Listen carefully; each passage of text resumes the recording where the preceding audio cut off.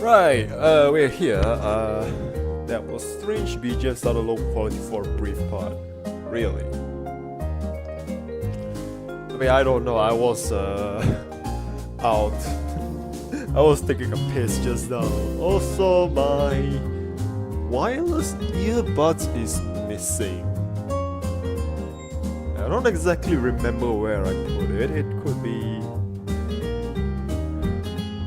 I mean, you know, best case scenario, it's in my car. Worst case scenario, it's in my father's car.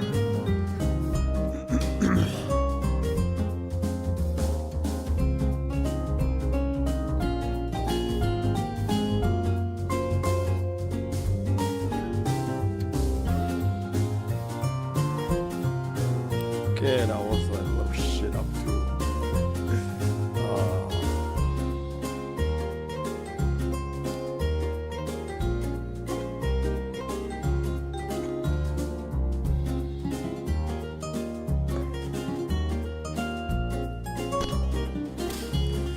Anyways,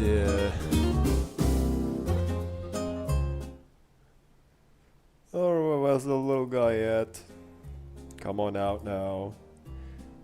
Alright, so hello there everyone, I'm KirisakiJake and welcome to your Saturday chat and react stuff. And as the title suggests, at this point we still can't decide on the joke listing just yet. So as I would just like to briefly mention it again, I just made a front account and I want to make my first listing a joke listing, and so far we've come down to these two choices, which is a Master Grade Supreme Gundam. It's a Supreme Edition Gundam, not the Gundam. I don't think that's a Gundam called Supreme Gundam. I think there's a Super Gundam. There's no Supreme Gundam, as far as I know. Or so we have like the Supreme Master Grade 3.0 Gundam, or we have the Metal Build GN Arms Type E. That's about it. That's all we've got. And so we just sort of like, again, I just sort of asked the Discord, like, you know, like you guys decide, and then yesterday chat also like, oh wait, I mean, at first it's like 1 vote on the Supreme Gundam, and then yesterday chat like another suggested, oh yeah, I rather you go for the GN Arms, and I'm just like, oh wow, so still no decision on what stupid listing we're putting on.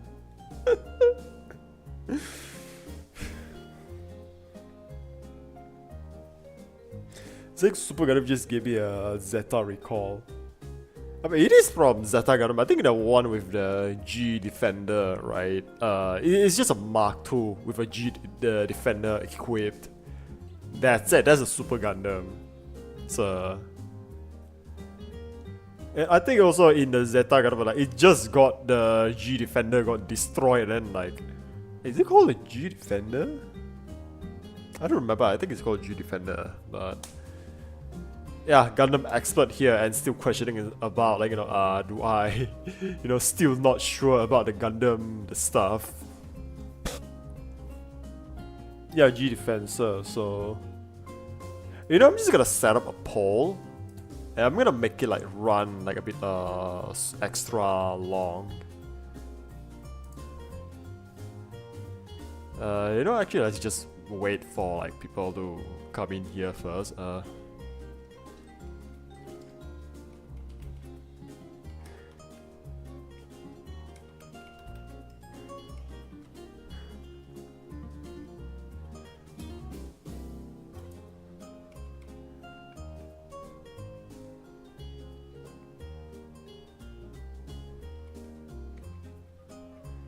Gundam.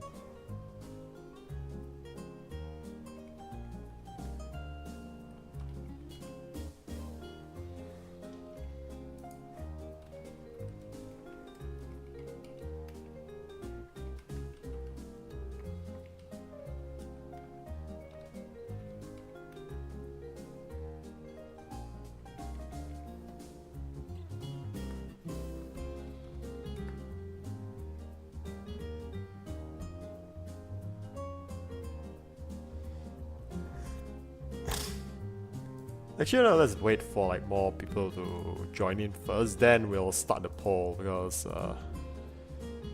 yeah, we have Solstice or that or Sunny and Solstice. You two go fight it out, and then the winner, you know, whoever wins, that will be the listing. How about that? Yeah, I'm just gonna ask my viewer goal to like a gladiator fight. Also, I think just today I just sort of like just bring this up. Just put this up here. Okay, where was it? Yeah, I'm just gonna put this here, right? So tonight, I don't think. Yeah, I'm just gonna say it might be no like the scary stuff. I mean, might. If I feel like, if I just, you know, after we have our little chat, if I feel like it, then like, yeah, we'll go like one of these two. And I'm just gonna follow up the rest with like some of like the non-scary stuff. So I think this one I'm actually still debating on it because I did watch a little bit and it's like AI voiceover, but I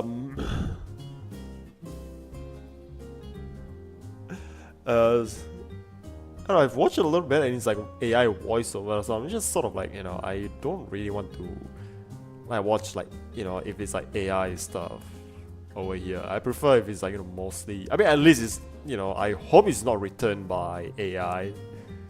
Again, I don't want to be misinformed, and I surely don't want, you know, to spread misinformation to my audience.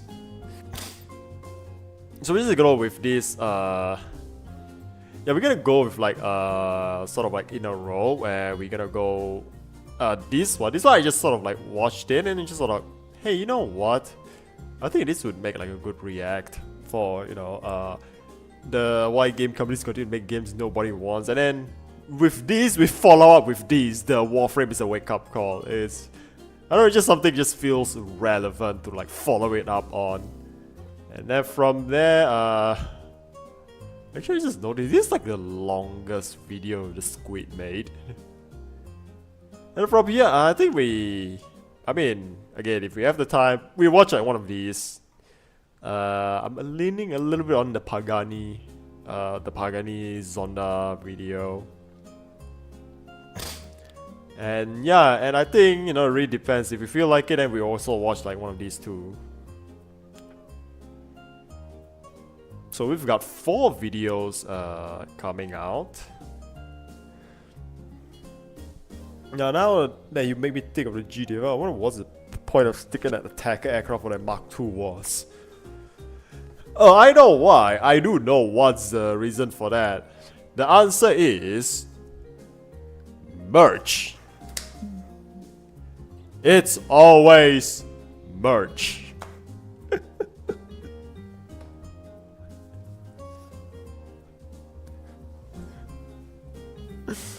But yeah, I think that's sort of like what we have, like this sort of the situation we have here. I think just, you know, waiting for people to join in, like, you know, for a bit before like we start watching. And yeah, I think just again, I just want to say, like, I don't know, just traffic is a little bit like slow for like the past 2 days or so. Yeah, so you know what, why not? Why not?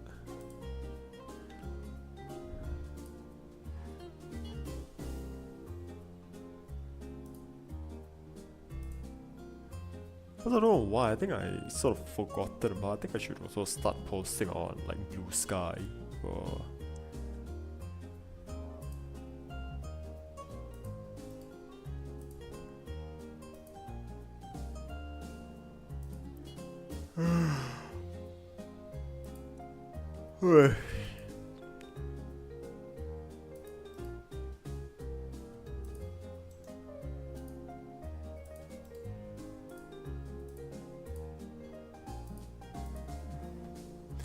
Yeah, what is it? It should have made a Hyakushiki Delta prototype actual reality. That would have sold harder.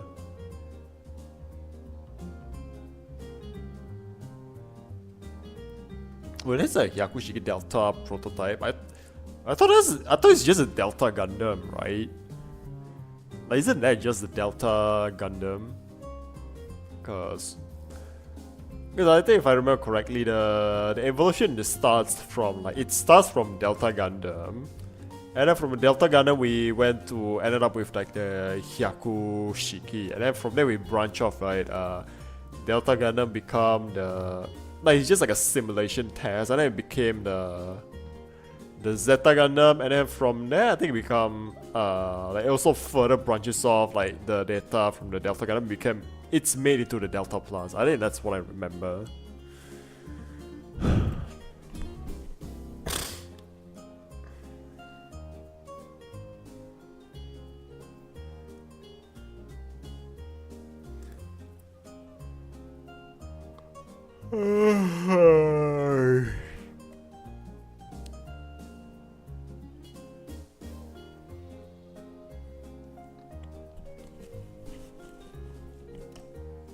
Yeah, I think it kept tearing itself apart during tests, like lore-wise. Yep. Yep.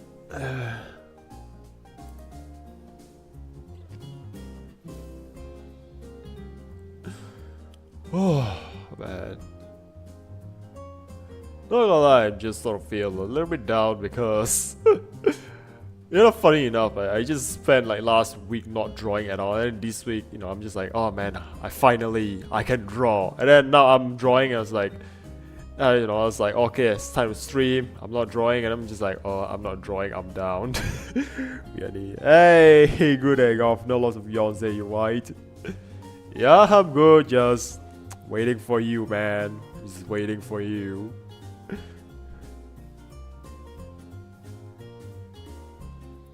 And, I'm just gonna put this poll for 10 minutes.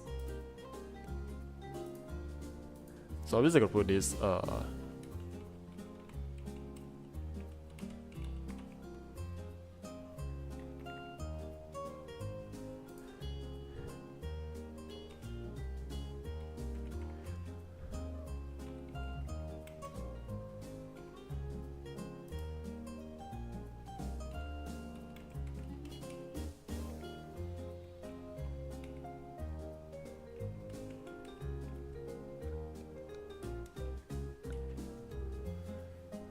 yeah, I'm just gonna put up like a 10-minute poll and just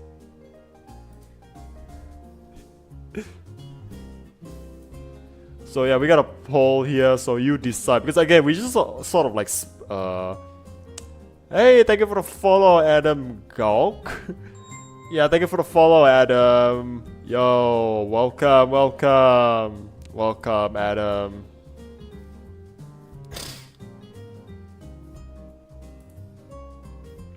Welcome, Adam. Welcome to the channel. So yeah, I think just sort of mentioning, we had a Throne account, and then we haven't really like decided on what would be like the first listing, because I want to make the first listing a joke. Did you read a novel I made? Later. Not now. Later.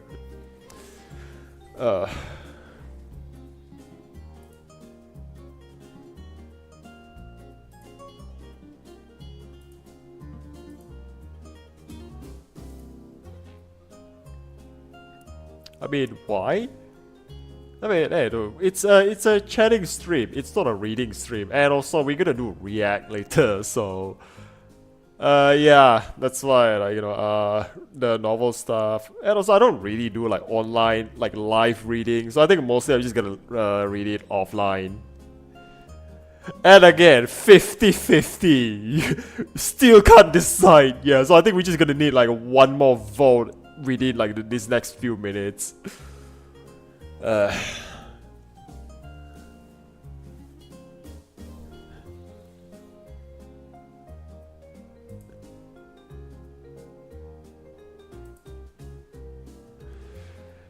wait, you're just gonna call like new guys as new meat, I suppose. So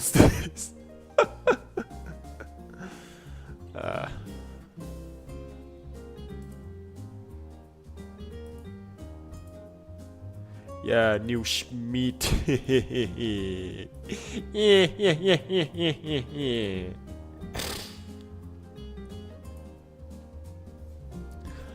So yeah, I think again we just like I said, I have a throne. I made a throne account. I want a first item on the list to be like a joke listing. So, and then Marduk, one of our viewers, Marduk provided like an idea where let's make it like something that's just expensive and ridiculous, and those two is what I came with. And also, as you can say, I would have gone for like the Supreme Gundam if it wasn't for the fact that I can't get it in like locally. There's like no one selling in Malaysia, so that's why I just it's only on eBay, which is shipped from Japan.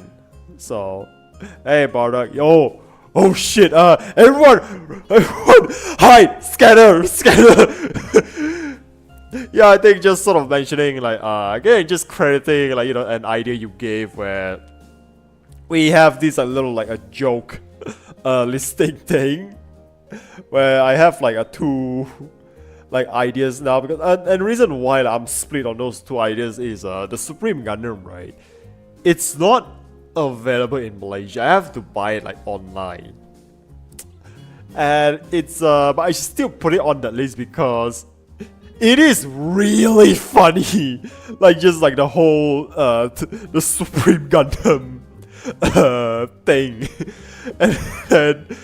and then the metal build GN Arms Type E, right? Now that one is available in Malaysia, but the joke is it's really just sort of like it's the novelty of it's ridiculously big and it's really expensive. It's like triple the price of the Supreme Gundam. So, and I think just the metal build, I think it's like the only thing that's just funny. It's just the price and the size. Otherwise, it is like a damn cool thing to have. And it is a cool thing to have. So that's why I just sort of like, I don't know, man. If it's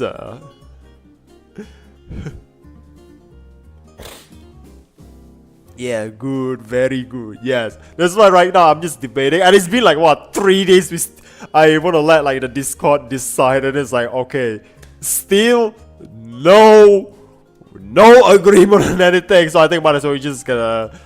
I'm just sending like Sunny and Sausage just go on a gladiator battle. You're just gonna put them in the Colosseum, let them have like a gladiator fight, and then like the winner like I'll decide just based on who wins. Good, very good. Yeah, straight up civil war. No, not civil war. It's more like yeah. I'm just gonna make my viewers fight for my entertainment. Yeah, stalemate on purpose. Yeah, I think I'm gonna have to run like the poll multiple times because like there's just no answer just yet. I think I'm just gonna wait for. I think I'm just gonna show you like what I meant. Okay, you said something about the Supreme RWBP, right?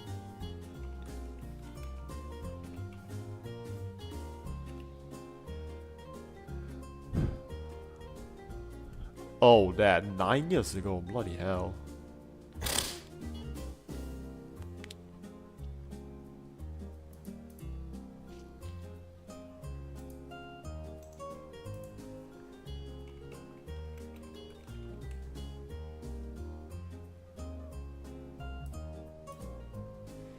So this is just sort of like the joke I'm like still like trying to settle on is like should I put this because again it's just like the whole novelty. It is ridiculous. Like it's just the novelty of just like it's Supreme Gundam. It's just like you look at it and you just ask yourself why. Also I just noticed the shield is a custom mold, apparently. Okay, I legit thought like this shield is actually like a water slide decal. No, it's a custom part. Because I'm just gonna say, if I do somehow, you know, so if you guys really like crazy enough to actually fund this and like make me commit to getting it, right? I thought I could just gonna like, you know, if it's like the Supreme logo is like a waterslide decal, like I'm expecting it to be a waterslide decal. I'm just gonna make it spell sperm.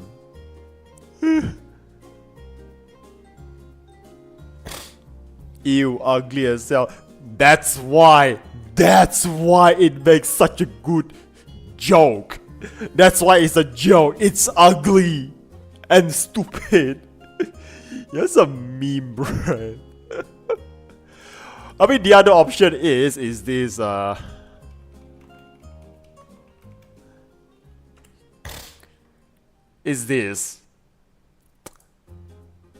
the whole joke is just really like huge.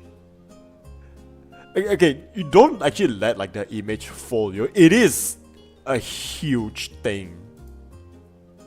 It is a relatively like a huge thing because it is quite like it takes up a huge like space because like the light of like this the little swords here.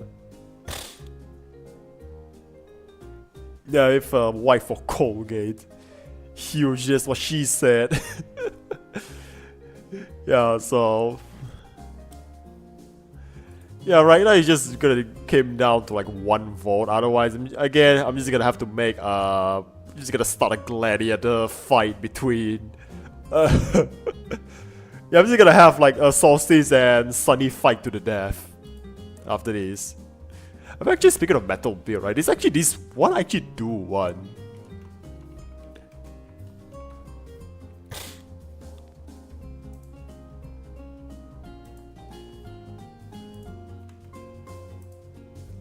Yeah, I actually really want this one.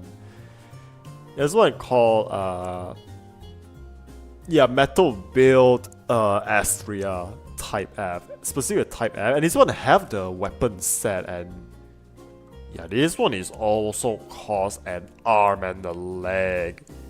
Yeah, this one is also real expensive. There's an avalanche as well.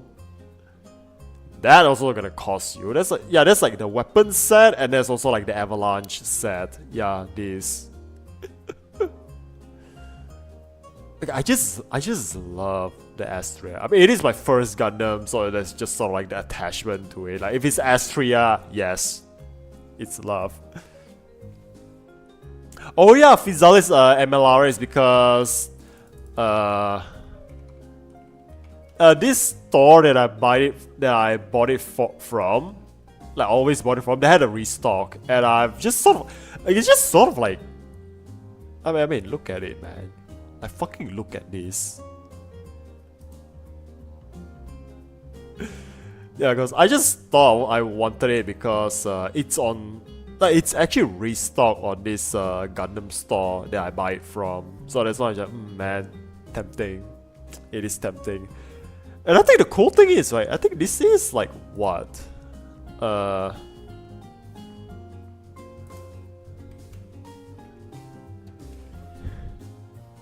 Yeah, because imagine, right? If this is like current day Bandai, this thing would have been like freaking like a P Bandai. Yeah, this thing is gonna be a P Bandai, but yeah, because it's this one is basically it's a re-release, like with an add-on like the MLRS like backpack here. So that's why I just sort of like also sort of like wanted it, because I mean it's basically you get the GPO2 and you got extra. It's GPO2 and extra 3 big shoes, and what are those? Yeah, the poll is here, not on Discord. Oh yeah, the poll is over. Hold on, let me just check the let me just check the result. 50-50 still. I mean, you can still vote on Discord. Like, you can still go on Discord, because I did say, like, you know, put it,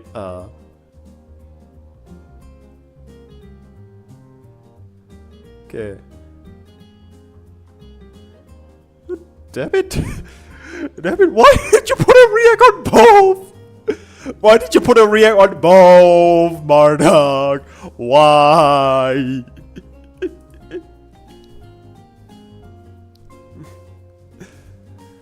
Oh yeah, I saw this one, the Supreme like RWB. Yeah, we just serious versus alright. Yeah, pretty much. Oh. Yeah, it's just something like this. Yeah, it's like you get this. Like it's just like you get this and extra. Like wait, hold on. Oh, this is a beam bazooka. Hold on. Wait, do you still get parts for the atomic bazooka? Oh no, this is a completely different weapon.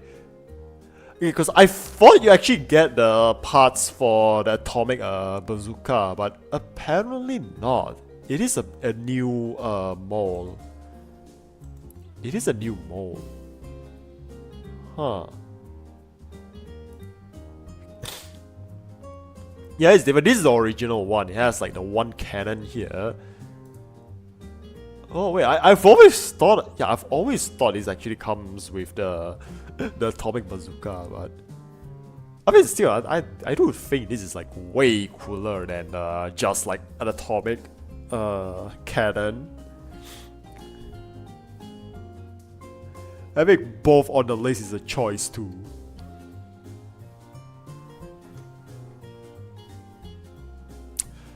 I mean, I think just having one is a bit more funnier than just having both. Because having both, I think at that point is just gonna be, I don't know, it just sort of like, I'm not saying it defeats like the joy. I think it just felt greedy. Like, it just really felt greedy if I just have both on at the same time. So I think having one, I just thought having one just makes the joke better. Like the joke is better than yeah. Secret Visa saw someone having a fully animated. Yeah, I wish what was it? Well, what have a free wish I could put wife like that and end up with a harem. Yeah, I see now.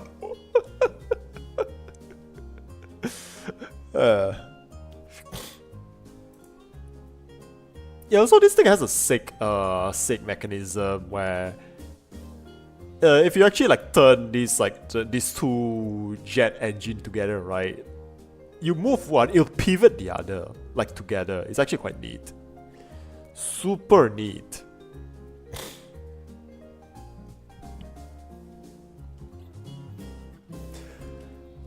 Make a fully animated Nuke Zuka. I think I saw that one too. But yeah, actually I just sort of had it on search here. So call me Al. Yeah, what's the Al store doing? Gee, I know. What is he doing? So lately.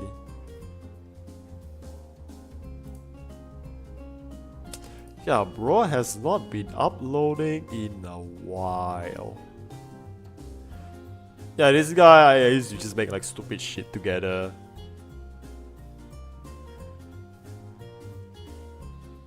Yeah, there's also something I just like, you know, chimed in like as like a joke. Oh wait. Song. Yeah, we just fucking clown on his VTuber model.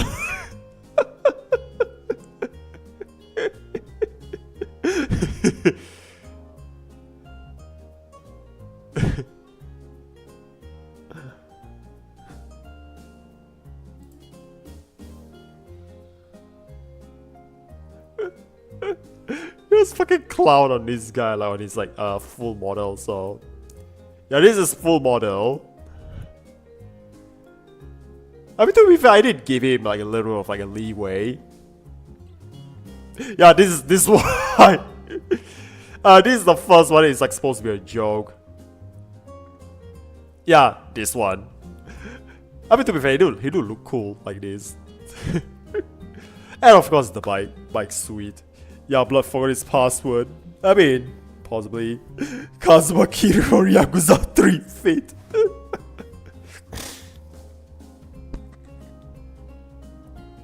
So yeah, still no conclusion. I think otherwise I'm just gonna put it on. I'm just gonna start the poll again once there's like more people in here.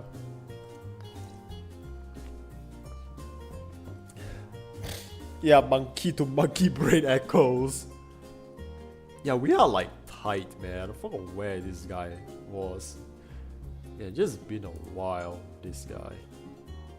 He got a new grounds too. And he just sort of dropped off at yeah, sort of dropped off for a bit and then oh yeah. my debut. This is how I ended up with this guy here, actually. Wait, I'm 199 subs already? Oh my god, one more. Oh my. Oh yeah, we were gonna make like a 200 special after this. Oh yeah, what the hell are we gonna make for the 200 special then? I only realized now I'm at 199. Like, I need one more subscribe, and I get like the 200. Holy shit, though! Like 200.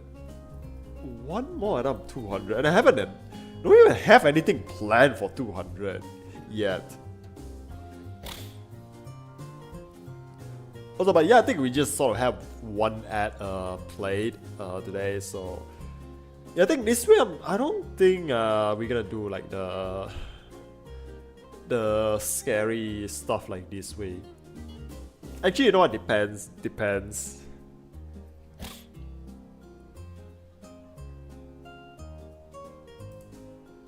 Yeah, definitely no cartel. We use the numbers. We up the numbers, gringo, you welcome. Wait, what? Oh, okay. I mean, again, don't make a sub account. I mean, if you already sub, it's good. Just stay sub. You don't have to make a new account to sub. Like, I want it. Like, we have enough clankers, epidemic, like, you know, around for long enough. I don't need like more clanker subscribers. I mean, if like some of those subs are from clankers, like, I don't need them. Like, really, I don't need them here. Unsub, Roger. No!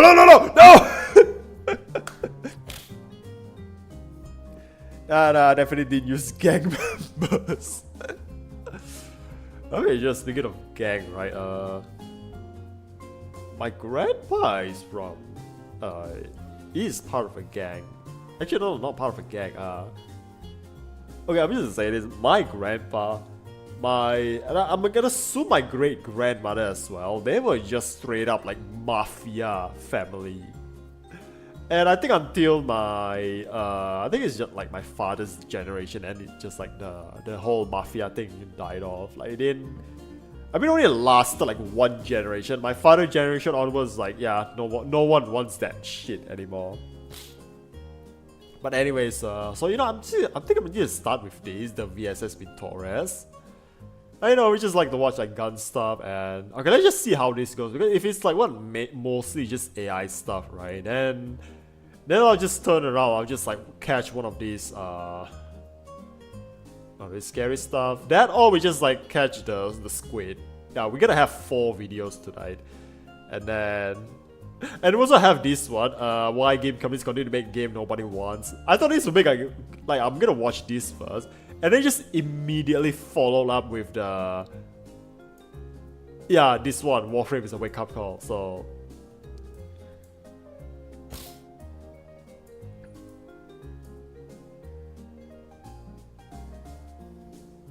Yeah, this might be a good order here.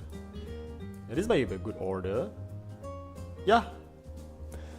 So this is gonna be like the 4 grannies on Jake's out on the triad. Yeah, legit, it's my late grand uncle. Like, I think just one time Okay, you know how there's like the whole meme about like, you know, okay, let me find like, this is like, yeah, he's awkward guy. Yeah, this guy, let me find it. Where is it?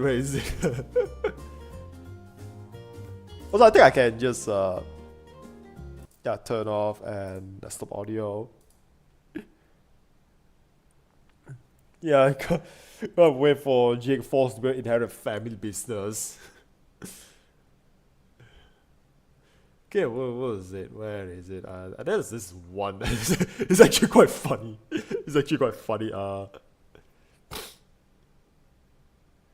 Where is it? This is one. Okay, not this one. It's actually a bit newer. Where is it?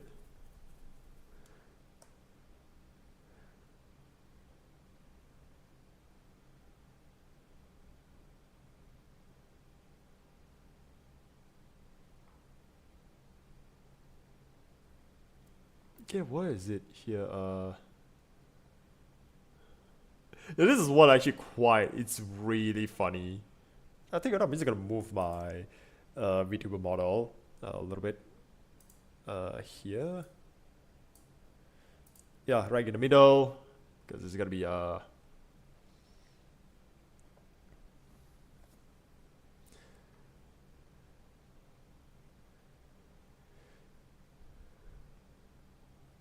where is it?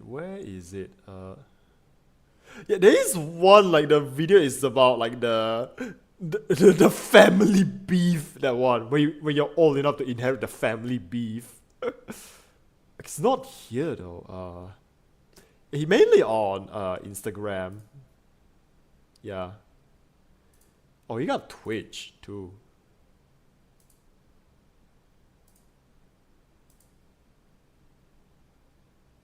Hey, you know what? Oh wait, it's not logged in on my Opera. Yeah, but it's this guy. This guy is really cool, really cool. I mean, but they have to be like Southeast Asian to be.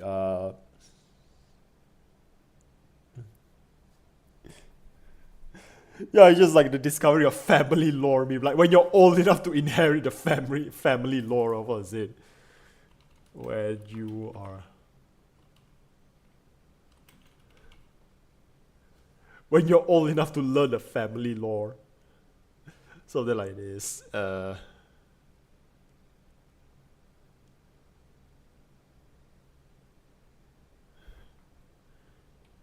I don't think he put it on in here. I think it's only over on.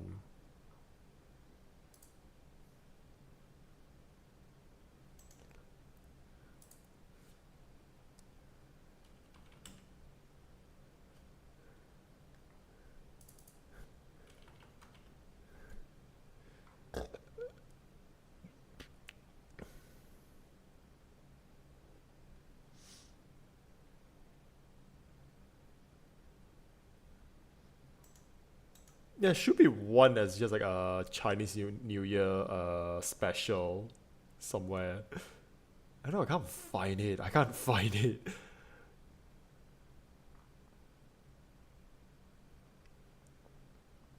Yeah, I need to just see from here.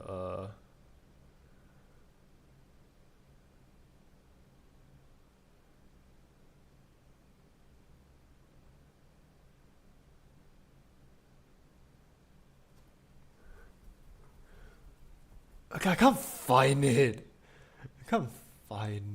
At all. I think it's not here, I think. Otherwise, I think it might be, it's like a way older video. I mean, probably.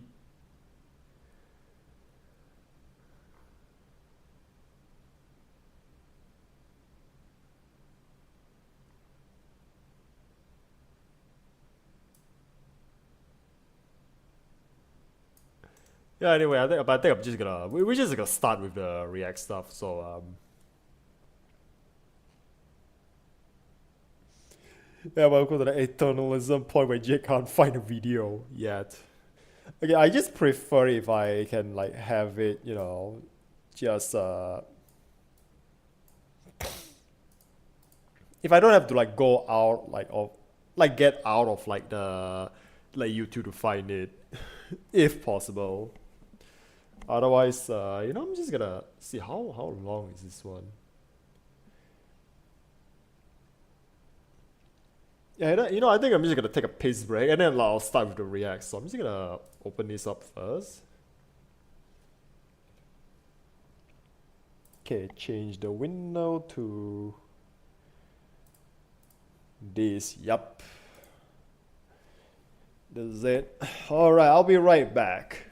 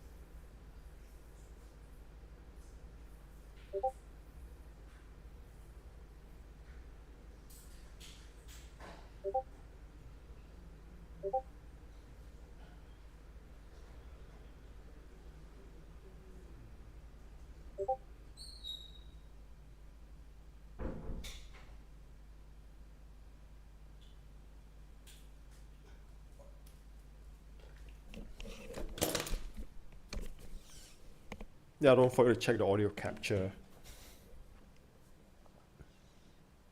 I think we should be good. Like, yeah, desktop audio is on.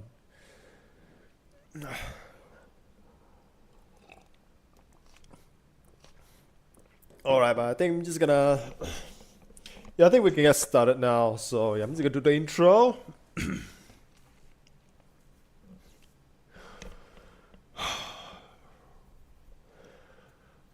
Right. Hello YouTube, I'm KirisakiJake. Tonight we're watching the VSS Vintores. It's different from the Asphalt, right, if I remember correctly. Oh wait. War, the Soviet Spetsnaz. In the closing stages of the 1980s Afghan War, the Soviet Spetsnaz received an almost divine wonder weapon that no one had ever seen before. The VSS Vintores completely redefined DMRs for covert close-range ambushes. It was So this is terrifying, different than excellent in the escape from Asphalt, Tarkov, and right? can be seen in 1,000 other video games. However, most people underrate just how good this gun truly was and how scary it was during the Soviet-Afghan War to its modern-day use with the Russian Spetsnaz. So that's what you'll hear today. But just a is heads the up before we get Spetsnaz, into like, it, still what a happened to thing? those on I the thought wrong that's, like, end of only the just, VSS like, a Vintores you Soviet, probably won't forget. You thing. see, by the late 1970s, the Soviet Spetsnaz Same had a but problem different. that kept getting You're uglier watching with Disney every passing Channel. year. Their whole job was to slip far behind enemy lines, find something that mattered, and wreck it before anyone knew they were ever there. We are talking about teams dropped deep inside NATO territory to knock out command Oh yeah, posts, just like, blow up airfields, basically and in some plans even hunt down nuclear missile covert. launchers before they could Wow. fire. For work that deep, getting spotted meant getting killed, so going unheard mattered to them more than firepower ever did. To pull it off, they carried a normal Kalashnikov with a screw-on suppressor and special slow bullets, and for a while, that setup did the trick. But that silencer if it worked works, through it soft works, rubber right? discs, that got chewed up a little more with every shot. So after just a few magazines, it started leaking noise, and the slow round behind it had barely more punch than a pistol anyway. Then NATO troops started turning up in better and better body armor, and suddenly those quiet rounds just slapped against it or stopped dead. So the Spetsnaz were stuck with a brutal trade-off. They could be quiet, or they could beat armor, but no weapon on Earth let them do both in the same breath. And that single impossible demand is what would eventually give birth to one of the scariest rifles ever made. The job of solving it landed on Tokmash, a secretive institute near Moscow that had been tinkering with silent killing for decades. Ever since its engineers took apart a captured, suppressed pistol pulled from the wreck of an American U-2 spy plane downed over the Soviet Union in 1960. So when the command finally ordered a proper fix, the work landed in exactly the right hands, and it got serious in 1983. So it's basically the wish just list they were handed sounded because you know like how like every Russian rifle is just like it's an AK but to 400 thing. meters. On top of that, it needed to break apart. And so basically it is inside like case. what? So an The operator Dragunov could is stroll through a the city carrying AK, it and not turn a single but head. You see, sniper. no normal bullet could tick all The those boxes Victorious at once. is So before anyone the could even build a gun, they first had to the invent a Victorious brand new is the round from Dragunov scratch. but A silent. team of engineers necked out Or an suppressed. old I think 7.62 the term rifle here is case to suppressed. swallow a fat 9mm bullet, and out came the 9 by Wait, okay, 39 what was I saying millimeter again? continue round from scratch. A team of engineers necked out an old 7.62 rifle case to swallow a fat 9mm bullet, and out came the 9 by 39mm cartridge. The bullet was a proper monster, heavy and Wait, slow, so they just weighing about 7.6. Wait, so they just Frankenstein like a 7.62 shell with a 9mm head. Like is that what they did? Yeah, the Master Triggers suppressed for the HDM. Is that what he just said? Rifle case to swallow a fat. So they just the 7.62 like the case, and then you just Frankenstein a 9mm bullet onto it. Yeah, they just mash a 7mm shell with a 9mm bullet.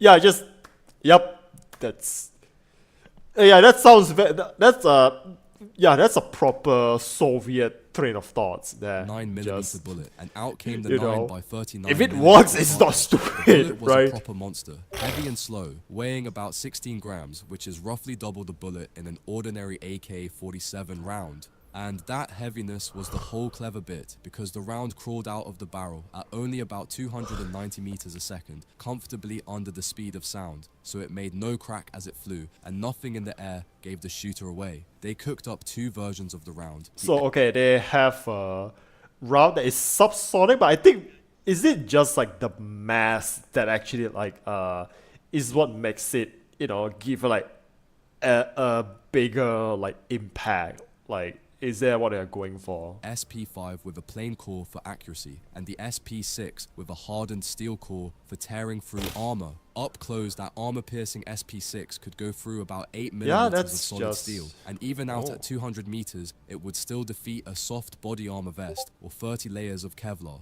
The SP5 even hid a tiny air pocket up in its nose, so that when the heavy slug hit a body, it would tumble and tear sideways instead of punching a clean little hole. So it's and yawing. because that fat round left the barrel so gently, the rifle barely kicked, so an operator could ride the recoil and drop a second man almost exactly where the first one fell. So the Soviets had fixed the round. So basically, well, I think I was saying, what was I saying? Yeah, so I think basically it has like the same like yawing thing when it like enter the body, like the 5.56 from the M6, the AR-15, right? Like it had that effect. Left the barrel so gently, the rifle barely kicked, so an operator could ride the recoil and drop a second. Yeah, basically, man what if you use almost pistol exactly with where the first rifle one case? fell. More So power. the Soviets had fixed the round problem, but now they had an even bigger one. How do you build a rifle that could fire it? The man who pulled it all together was a designer named Peter Serdyukov, and what he built looked like nothing the West had ever put their eyes on. The whole front half of the rifle was swallowed by a fat tube, and that fat tube was the silencer itself, grown straight into the gun. Also, I think I'm just gonna say, because it's called like the AI voice called it a silencer. Yeah. Again, I think it's just one of those, like, I'm just gonna be that guy. There's no such thing as a silencer for guns. It's just called a suppressor. And cause also I think I want to say this, like, if you read my manga, right, this one little detail that I just add, just for like the fun of it, is I have a scene where this guy had a suppressor on his gun, and he's sort of like firing, inside. Like, it's supposed to be a stealth mission, but he let out a shot, right?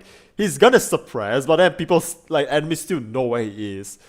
But I just thought I'd add that detail because a suppressed gun doesn't actually make it, like, silent, especially in, like, what a close, like, the area he's in is like it's like a close quarter environment. It's inside a building, so I just thought, like, maybe that little detail, like, some people might appreciate it. It's like, oh yeah, the gun is suppressed, but it doesn't make it silent, so people, enemies still know, like, where the gunshot came from. Yeah, Clippers it. Funny how they choose to annul the 5mm sonic around the 74, only to overload the 9mm after the Val and Vinto.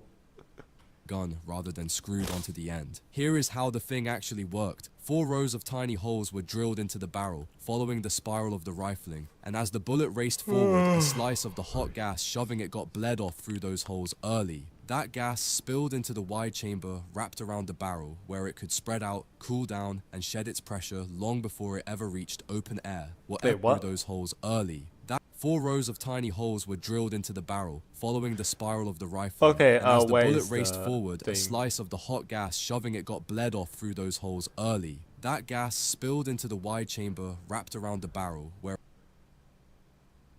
Okay, where it is could the spread out, cool demonstration? down, and shed its pressure long before it ever reached open air. Whatever was left then squeezed through a second chamber packed with fine mesh screens, which tore the stream apart and bled off the last of its raw. So by the time the bullet slipped out the muzzle, most of the loud bang behind it had already been swallowed and tamed inside the tube. Huh? The report came out at about 130 decibels, which is roughly as hushed as a suppressed MP5 firing a dinky pistol round, except this thing was slinging a bullet twice the size. And that tube was not some bolt-on extra, because the gun was built around it and would barely cycle a second shot once it was stripped off, so the Ventores was always by its very design a quiet weapon and never a loud one.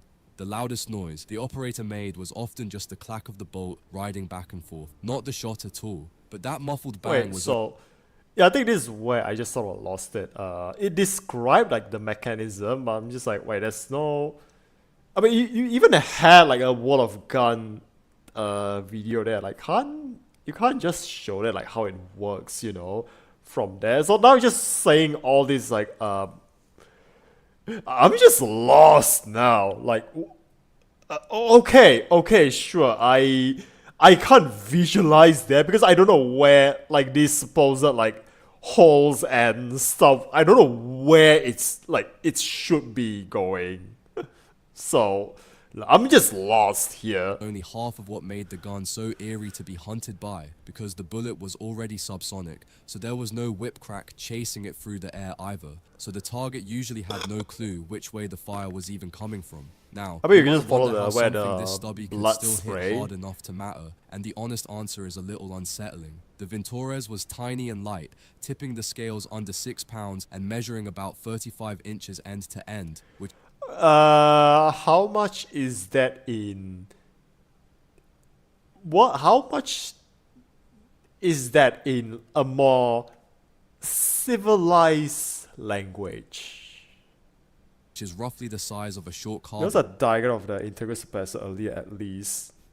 Yeah, I think I just saw like the holes that's just sort of like in, like the, like the different that they'll line up like different angled like differently. By the way, the name Ventores means thread cutter, a fittingly understated label for a weapon designed to do its killing without a fuss. It usually fed from a curved 10-round magazine, though it could happily borrow the chunkier 20-round mags off its full auto cousin, the AS Val, whenever a job called for more. The two guns were practically siblings that shared most of their inner workings, with the Val built as a compact folding stock assault rifle for fast close quarters work, while the Ventores stayed the scoped takedown marksman of the pair. Up top sat a Okay, side so road basically to these two, they share the same round, right? This a and normal the dating scope, the asphalt. very same PSO sight bolted onto the famous Dragunov, or it could swap to a bulky night sight for working after dark. On paper, that scope was marked all the way out to 400 meters, but the heavy round dropped like a brick the further it traveled. So in the real world, an operator did his deadliest work inside about 200 meters. And here is the real party So it's trick, only like because the it whole only rifle works is best stripped into half three main pieces and the dropped range. into a fitted aluminum briefcase, scope and night sight, and 2 spare mags tucked in beside it. The case was no bigger than something a businessman might carry into a meeting, which was rather the entire point. Folded away like So that, it's an operator could so walk yeah, into a it's town for looking like any like an ordinary assassin's traveler, weapon. slip into a building and have a loaded armor-piercing rifle. Okay, you did. Okay, come on. Like, you have the diagram there. Like, why didn't you show it like how like the like where the gas goes, man? 2.7 kilo loaded. Huh. All right. assembled behind a darkened window in under a minute. Is that And like for the heavy? longest time, the very men it was built to kill had no Like idea for the a thing rifle, even is that existed. supposed to be like It was heavy? officially adopted in 1987, but built in such small numbers and guarded Is so that tightly from that the for bite years of it was little more 87? than a question mark in Western files. This was a tool slipped only to the very sharpest end of the spear, the GRU and the KGB Special Forces, the men sent off to do the jobs nobody ever talks about. One more thing worth noting Yeah, the is Black that it was Ops, actually select team. fire. So in a tight ambush, an operator could flip it to full auto and rake a group of men or a thin-skinned vehicle with a shower of near-silent bullets, though its real bread and butter stayed the patient single shot nobody heard. But spoiler alert, you already know a wonder weapon only earns its name once it actually goes to war, so let's break down where it drew first blood. The story is supposed to start is those dying days of the Soviet war in Afghanistan, except that chapter is a lot murkier than almost anyone lets on. The Soviet war there dragged on for nearly 10 years, and by the end of it, the Spetsnaz had become absolute masters of the nighttime ambush. They ran ambushes on mountain trails, jumped supply caravans in the dead of night, and tried to pick off enemy leaders without waking a whole valley full of fighters. A silent rifle that could fold a man at a couple hundred meters would have been a gift from heaven for that work, which is precisely why so many people simply take it for granted that it was there. And the dates almost shook hands, because the gun was adopted in 1987 and Soviet troops did not finish pulling out until 1989. So there genuinely like is a window too where a small little batch too could late. have been slipped to a handful of elite teams and tried out in real combat. But you see, could have and did are two very different words, and there are no captured examples from that war, no clear photographs from the front, and the soldiers who later wrote their memoirs barely said a word about it. Here is So basically, the secrecy is so strong. Even like the people who write the memoirs, like they're not even sure. Wait, should I like write this out like loud to the world, and risk going to the gulag? You know what? I don't want to go to the gulag, so I'm just not gonna mention it. the genuinely fascinating part though, because that blank is not really a hole in the M16 story. AX rifle It weigh is about the story. 3.4 A kilos. gun this hidden Oh. was never going to leave a tidy paper trail, so the silence sitting in the archive is really just the silence of the rifle itself, carried over into the history books. Well, whatever did or did not happen up in those mountains, the Ventores was about to be handed a stage where its work would be impossible to hide. In 1994, Russia marched its army into the breakaway region of Chechnya, expecting a quick and tidy little win. What it got instead was a meat grinder, above all in the capital city of Grozny, where the fighting So collapsed basically into it's some of like- the ugliest street combat seen anywhere. It's just the same shit as Ukraine then, like. Yeah, I kind of wonder, like, at least the American, they do pride themselves on, like, they learn from their mistakes. I mean, at least that's what they like to say. Yeah, meanwhile, Russia is just like, oh yeah, we will see this shit that we pull. You want to see us do it again? It's basically that. Since the Second World War. On New Year's Eve of 1994, the Russians shoved armored columns straight into the heart of the city, and Chechen fighters in the upper Yeah, Jake floors Puzzle, the ripped FBI them agent, apart wise from choice, above, Mr. Streamer, turning whole aka streets into scrapyards of Jake. smoking tanks. After a bloodbath like that, the real fighting dropped right down to small bands of men picking their way through the ruins, and that is exactly where a weapon like the Ventores came into its own. You see, in a place like Grozny, the fights happened Yeah, they gotta and like, Chechen go back here. region up in those mountains. The gotta go back Ventores here was about first. to be I'm handed just sort a of like stage lost where its somewhere. work would be impossible to hide. In 1994, Russia marched its army into the breakaway region of Chechnya, expecting a quick and tidy little win. What it got instead was a meat grinder, above all in the capital city of Grozny, where the fighting collapsed into some of the ugliest street combat seen anywhere since the Second World War. On New Year's Eve of 1994, the Russians shoved armored columns straight into the heart of the city, and Chechen fighters in the upper floors ripped them apart from above, turning whole streets into scrapyards of high smoking ground. tanks. After a The bloodbath high like ground that, the real advantage. fighting dropped right down to small bands of men picking their way through the ruins. So it's And just that is boots on the exactly where a ground weapon from like the here, 'cause Vintorez just like came armored into its tank, own. just You see, big in a place target. like Grozny, the fights happened nose to nose, across a road, through a blown-out window, down a stairwell, hardly ever past a couple hundred meters. That short range was the exact sweet spot where the slow 9x39 round still landed like a sledgehammer, so the gun's one real weakness, its limited reach, simply never became an issue. So Russian special forces used it to So take the it's, defenders apart one careful piece at a time. So basically, I think like it's overall, it's like for its intended, use, it's kind of like overhyped. But in this situation, it's just like, oh wait, we still have that thing that we made that allegedly never made it into the field. Let's just use it now. Like, it's perfect. Why make a new gun when you just have it in stock? Their favorite targets were the men who ran the war, the commanders calling the shots. Yeah, just the Russian machine doctrine gunners pinning since down the whole Soviet streets, era. and the rebel snipers bleeding the Russian. Okay, what was it? It's typically because they rarely retain experience. You could have like 2 hours worth of experience, still be pushed to a try and catch a bullet instead of being pulled back and act as a strategic advisor or combat instructor. Columns at a time. Their favorite targets were the men who ran the war, the commanders calling the shots, the machine gunners pinning down whole streets, and the rebel snipers bleeding the Russian columns white. An operator could tuck himself behind a hole punched in a wall and quietly remove one of those key men, and the fighters around him would be left with no flash and no bang to trace it back to.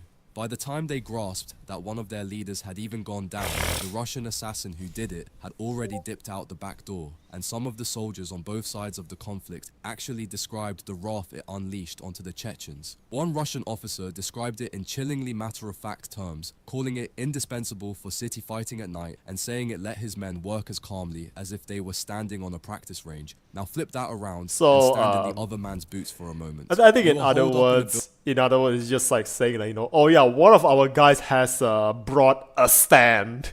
Like one of our guys is a stand user, and the stand is VSS Vintorez. Building you reckon is safe. The night is dead quiet, and there are no rounds cracking past your head. Then the fighter right next to you simply folds, with no warning sound at all, and you have no idea whether there is one shooter out there or 10, or where on earth any of them are hiding. A loud firefight is terrifying too, but at least the noise tells you where to point your own gun and shoot back. Against this, there was nothing to aim at, only your mates dropping one after the other, while the dark around you stayed perfectly still.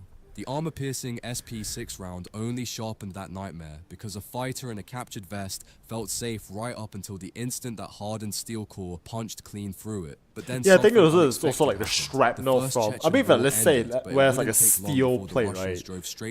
That shrapnel is also reappeared in an even more devastating form. Shrapnel is also not gonna be good for you. Retreat, but the calm never really. Wait, when did the Soviet fall again? The violence roared straight back. First spilling over when into did the the neighboring Soviet Republic fall? of Dagestan, when armed bands pushed out of Chechnya that August, then erupting into the full-blown Second Chechen War. This time the Russians had swallowed some hard lessons, and the Vintorez rode in beside them, leaned on even harder than it had been before. The mission had shifted to counterinsurgency, hunting little bands of fighters holed up in ruins, villages, and mountain hideouts. And okay, so the second war. Okay, so the clearing first battles war they and running raids succeeded in into small taking hours. like In that the cramped fighting, region. it often got picked The ahead of second the war long, is loud basically drag-off, is simply the because it was so much easier to carry and to hide. is like By now, the the gun had grown from a rare ghost, slipped That only was to the it. most secret units, into a standard workhorse that scouts. yeah, it's and basically sorties just reached for again and like again. dispensing However, like the the little Vintorez was about to be dragged rebel into a different forces. sort of war, a faster one against a proper national army. 1990s, And this I think, time, yeah, the whole 91. world would start paying attention.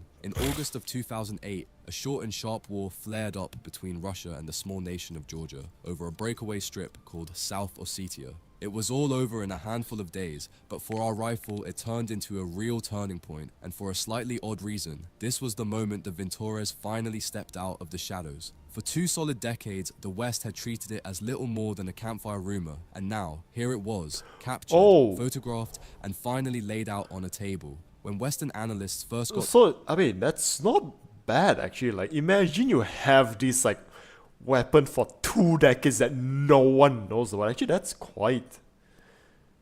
Yeah, that's a... If... Yeah, that actually makes a really... It's not half bad actually. Got their hands on those captured examples, there was a genuine... And I thought also struggle just to rarity work out also what they like were helps. even looking at. This quiet, briefcase-sized rifle firing a fat bullet that nobody in their own armies really used. What made them sit up even straighter is that both sides turned out to be carrying it. Russian special forces used the Ventures on their fast border raids and snatch operations, the quick in-and-out jobs where surprise is the whole game. But the Georgians had a handful of their own as well, so for once the silent rifle was whispering on both ends of the very same fight. That short war proved the Ventures was a serious frontline weapon that elite troops trusted with their lives, and from then on its legend spread well beyond Russia's own borders. But the gun's bloodiest stretch was still sitting in front of it, and it would soon turn up in war after because the war, army right through down to special the forces present against the day war in like stormtroopers instead of 2026. granting the After intent of Georgia, autonomy the as Ventures quit commandos. being a secret and settled in as a regular face in Russia's modern wars. It showed up in the fighting across Ukraine's Donbas region and in Crimea, where small teams put its hushed, armor-beating habits to work all over again. It surfaced in the Syrian Civil War too, where Russia backed the government side and quietly passed its 9x39 weapons along to allied troops. And when Russia launched its full invasion of Ukraine, the Ventures was there from the opening days, slotted into Russian sniper sections right beside their long-range precision rifles. It has shown up constantly wow, ever since look at in trench these, raids. look at these though. Like, these rifles. Wait, are these the... Wait, these are Russian forces or it's just like a random photo that this guy just like stuck in?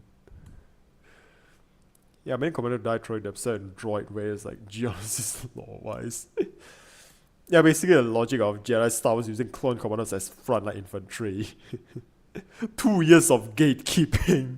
Up constantly ever since in trench raids and house-to-house clearing, and plenty of captured examples have even been turned around and put to work by Ukrainian troops. That pairing actually spells out exactly how the gun is meant to be played. A normal sniper rifle reaches far out across open ground, but it is loud, and it paints a target on the shooter the second he fires. So you bring the Ventures for the close, quiet kills, the times you need a man dead at 200 meters with nobody hearing a thing, and you keep the big rifle for the long pokes downrange. These days, that heavy old round does struggle against the latest hard ceramic plates. Not gonna lie, kind of makes me just sort of want to like, I think if there's like a game that actually has this sort of like, all this stuff, right? I do want to try rocking like, this sort of setup, not gonna lie. I want to try it in a game. Yeah, that Sniper SV98 modern skeletal build. Okay. Which is one reason the Ventures stays a specialist's tool rather than a rifle for every soldier. But inside a building or a tree line where the shooting is close and stealth is everything, very little else can touch it. Meanwhile, the Russians never once stopped tinkering with the design. The newest model, the VSSM, ditches the old skeleton wooden stock for an adjustable metal one and bolts modern Hey, that's rounds the one all I over the saw, gun, like, a so little bit operators like... can clip on infrared lasers. Ooh, look at that! I mean, damn, the gun looks pretty, and night vision gear for fighting after dark, with deliveries running since 2018. Ooh, look And the at Ventures that. was only the Look beginning, at that. because that fat Sexy. 9x39 round went on to feed a whole family of Russian special weapons, from the stubby Vicar to the newer suppressed carbines. Wait, that's still a... rolling off the line today. Only the beginning, because that fat 9x39 round went on to feed a whole family of Russian special weapons, from the stubby Vicar. Yeah, that's the... Yeah, this is like... That's the guy she told you not to worry about, and then this is you. To the newer suppressed carbines still rolling off the line today. You see, that constant fiddling and Vicar, upgrading is the real proof of how sharp the original idea was, because a bad design gets binned, while a great one just keeps getting reborn. And here is the thing that should really make you sit back and respect just how far ahead of its time this rifle truly was, because the West would not seriously chase the same recipe. A compact rifle firing a fat, heavy, subsonic round behind a built-in silencer until decades later, long after Soviet engineers had already nailed it. And here we are, all those years on, with the thing still being built, still being upgraded, and still carried into battle by a new generation of the soldiers it was that's first the designed AK for. platform And that is why for it keeps you, popping like- up in so many games and movies, because there is something genuinely haunting about a sniper rifle that kills in total silence. The games I mean, can you only know, ever show you the cool what side was of it? it, the slick reload, and the satisfying Actually, you know what, I'm thump just on the gonna have kill. a What they dumb can never idea. put on the screen is the quiet that What its if you victims just actually let, died you inside, know, that patient, instead of, like, you know, invisible kind of death its what was designers it? set out to build from the Contracting, very you know, like the first usual sketch. For a suspect, like weapon that does cold, all of its work in a sick, whisper, the Ventores H&K. has somehow had a remarkable What if, like, the answer army just nearly starting every to, war like, you Russia know, has fought across the contracting last 30 years. Caltech for their... Hi everyone. Oh. Yeah, what if, like, the... You know, we have, like, a unit that's, like, contracting of all people. The fucking... A Caltech for their rifles. Imagine the insanity you're gonna get from them. Yeah, it's a short key your mock who ends up stealing your girl for being such a Chad. Yeah, the 10-inch plus, you told you not to worry.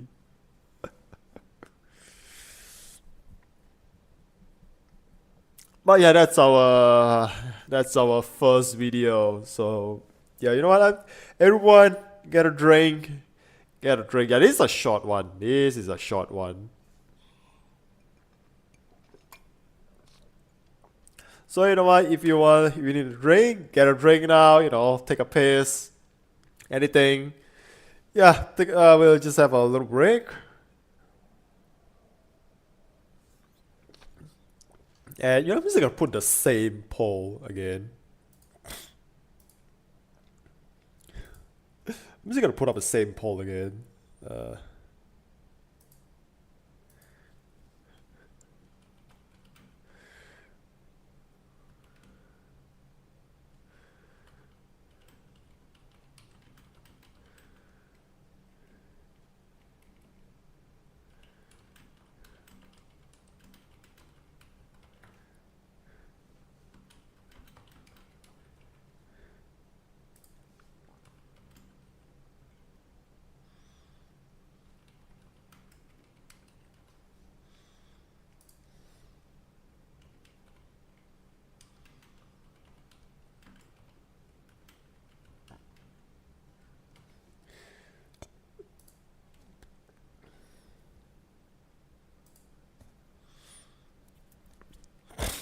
Yeah, the same poll. Alright, let's go 50-50 and make Jake go crazy.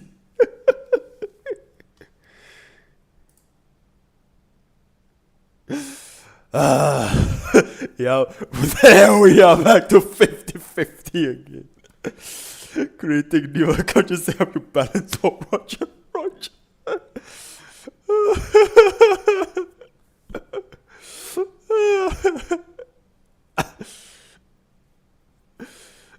Alright, well actually what's this? How Concord become a $400 million meme in 12 days? Oh. I don't know why, let's put it here.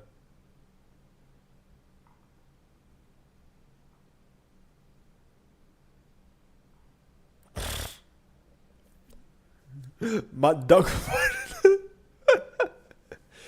Yeah, only he can break the stalemate.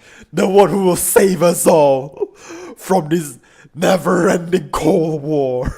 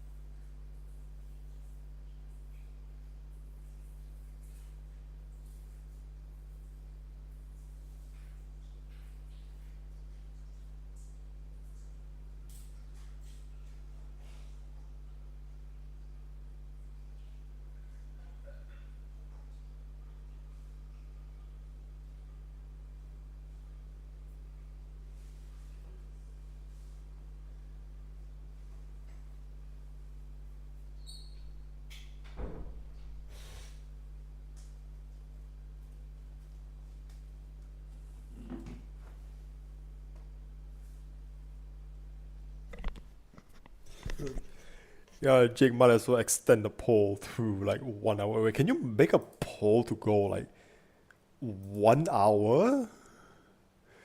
I don't think you can. Like, I don't think you can make a poll to go on for like an hour. The maximum is only like 10 minutes. But yes, anyways, we are back. We are back. And yeah, I think we're just gonna start.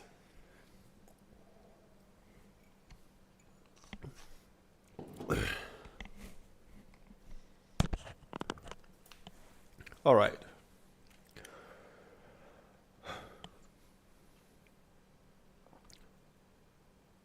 Hello YouTube, I'm KirisakiJake. Tonight we are watching why game companies continue to make games that nobody wants. Yeah, that's like the longest title that we have so far. Hi everyone, I'm Jan Bart van Beek. I'm the studio director here at Guerrilla. At Gorilla. Guerrilla, we love exploring the Horizon universe. Yeah. And with Oh, every this new one is the project, one to we make ask the ourselves, Horizon where can we take our players next? What new stories can we PvE tell? And what game? new experiences can we The do? extraction game. And we heard many of you wondering. Wait, what? Wait, is what Conquest? genre this And game today, like the we can Hunters show Gathering? Is it a At its core, Concord is is it a 5v5 PvE first-person game or is it shooter. PvE Going set extraction up or is it a to hero play like nothing shooter? else out there.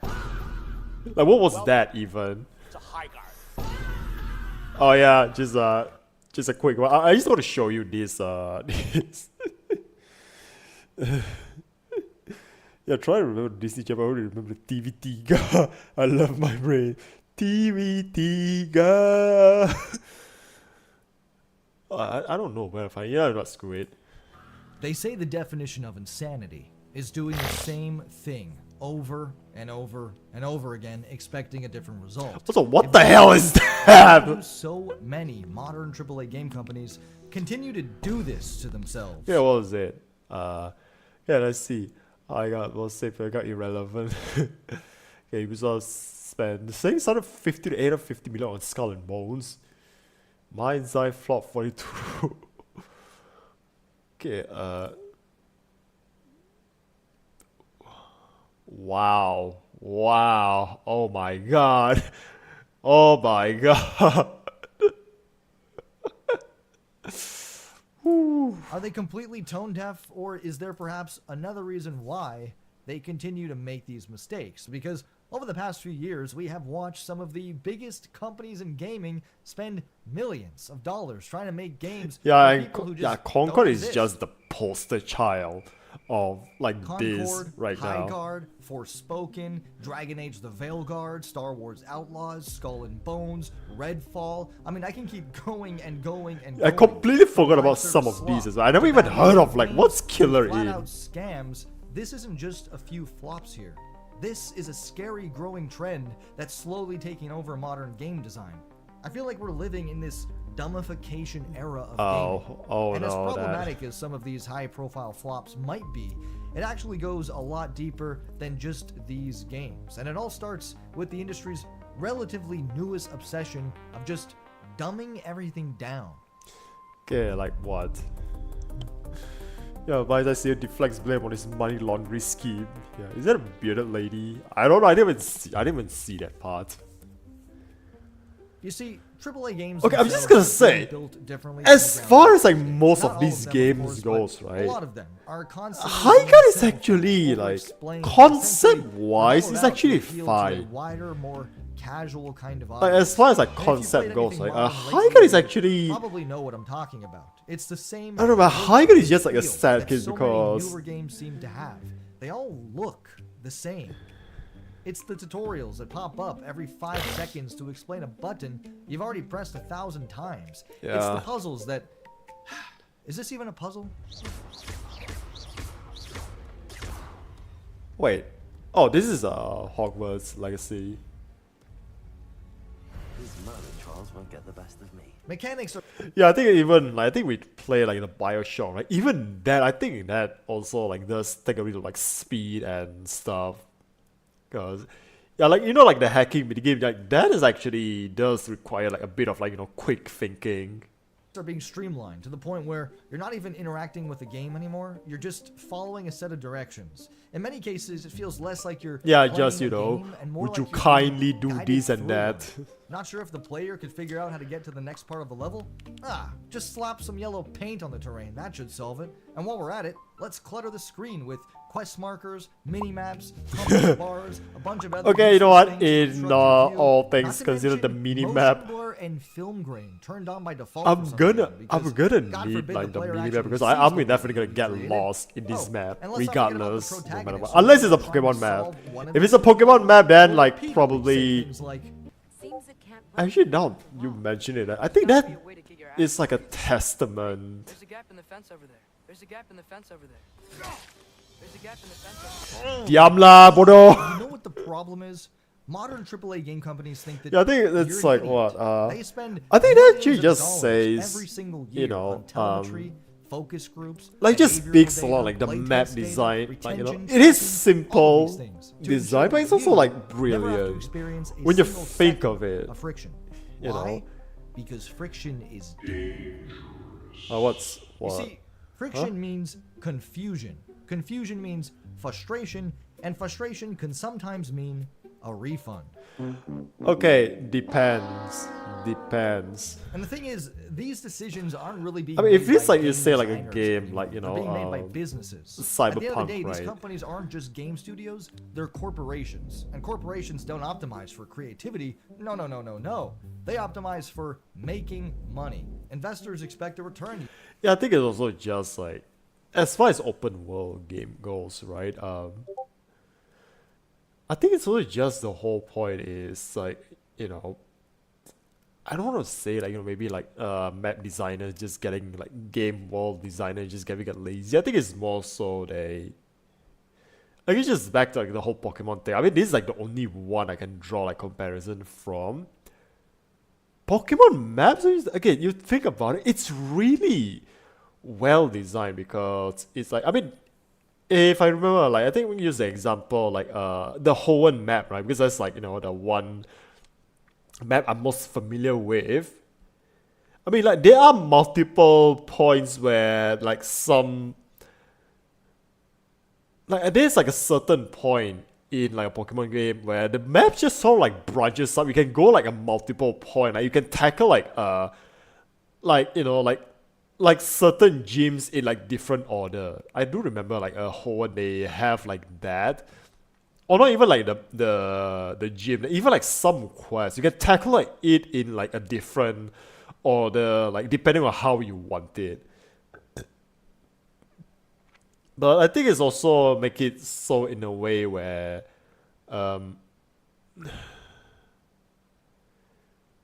how do I explain it? I think it's just like the map, the world design of Pokemon maps. Like it's just, I'm just gonna say they make maps so well because they just know where to put things. Where, like each like point of the map, there is a landmark, and I think that's why there are some games like, you know, open world game these days. I go on a map and just like, okay, where should I go? Like, why is this like so confusing? You know, again, no offense, Night City. I like Night City.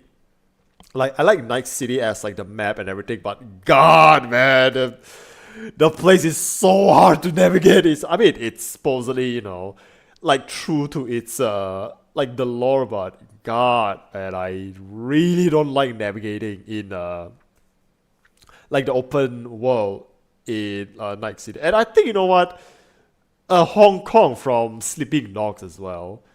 I also do kind of hate navigating. I just most of the time just look at the mini map over like the actual, you know, like the road marker or whatever, because the map is just so confusing. I mean, maybe it's supposed to be realistic, but it's a game, man. It's a game. Have some liberty. You see, publishers need to justify massive budgets. So instead of trying something amazing or new, they make something safe. Instead of raising the ceiling, they're just raising the floor. Because a risky masterpiece might fail, but a safe, familiar game will almost always generate revenue. And the easiest way to guarantee that? Just copy a formula that works for everybody else.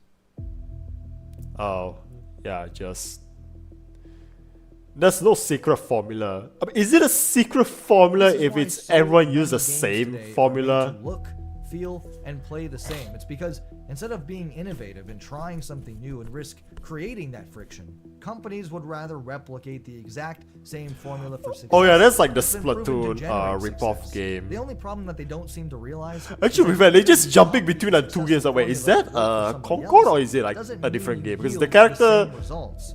So the instead of character using doesn't look games that ugly. trust Like you, yeah, this is like they one of design those games. games that Wait, just I don't know babysit what this and in game doing so, is. they've created something far worse than just a bad game. They've created an entire medium that is completely forgettable. Welcome to the era. Wait, I think And I in saw doing that in the they've game created somewhere something down. far Yeah. worse than just a bad game. They've created an entire medium that is completely I think it's called Time Taker. Is it? I think it's Time Taker. forgettable. Welcome to the era of modern. Yeah, I never even heard of that game until now. I'm going to kiss you right now. Damn it, no! Ew! Exactly is. Dude! Unfortunately, What the it's fuck? no longer about making a great Open game. secret, It's about yeah. making an Literally addictive who? ecosystem. You see, for years the formula used to be simple: make a great game, sell millions of copies of that great game, and then move on to the next one. But today the goal isn't really to sell a game anymore, at least not in the traditional Yeah, sense. this is Today why they when aren't sometimes building I just games, came they're off like building playing habits. Bioshock, They want to right, create a is- space that functions more like a social media app than a Yeah, this is also another thing, like, again, I think this is also such a good timing because I just finished like Bioshock and it's just one of those games. It's like, wow, remember like those era where like every game that came out, right? It's all like what? It's style over substance. I mean, some of them like the gameplay is a bit jaggy, but they have style, like those era.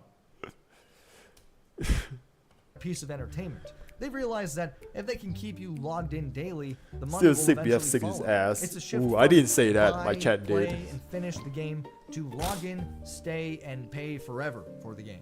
And in that world, a $60 game looks like a failure compared to a free one where they could just milk you for eternity. Yes, Yeah. I'm talking about the Fortnite kind of model. For developers, creating a hit like Fortnite is essentially the equivalent of winning the lottery. Yeah, I think that's free-to-play just like game a lightning in built a around virtual bottle. currency, cosmetic purchases, endless seasonal updates, and a massive player base that could generate a steady stream of monthly revenue for years on end. And when a single game can print Yeah, money legit, like that that, game going it on for, like, fundamentally almost changes 10 the years incentives. now. Why spend a decade developing multiple new games when you could just make one and make the Yeah, same meanwhile, amount of money Capcom over is just time like, by potentially doing less work? That is Nah, the fuck dream you, that I'm every doing my own publisher thing. is now chasing. And from a business perspective, I gotta give it to them. It sounds great on paper. But the problem with this philosophy is that it no longer puts the customer first. It barely even puts them second. Yeah, and Game before that, companies when are do you love- sacrificing when do you all love the COD, I positive asked. reputation and the goodwill that they've gained over the years for greed and a new business model that essentially is just a get-rich-quick scheme. Even despite massive negative feedback from gamers and so many failed attempts. Okay, what does the comment say? Somehow Concord returned. How many times can the same game be made and everyone shocked when the studio gets shut? Is that how the company make the same exact fucking game? I'm telling you what the definition of insanity is. Yeah, I think this is also why, right?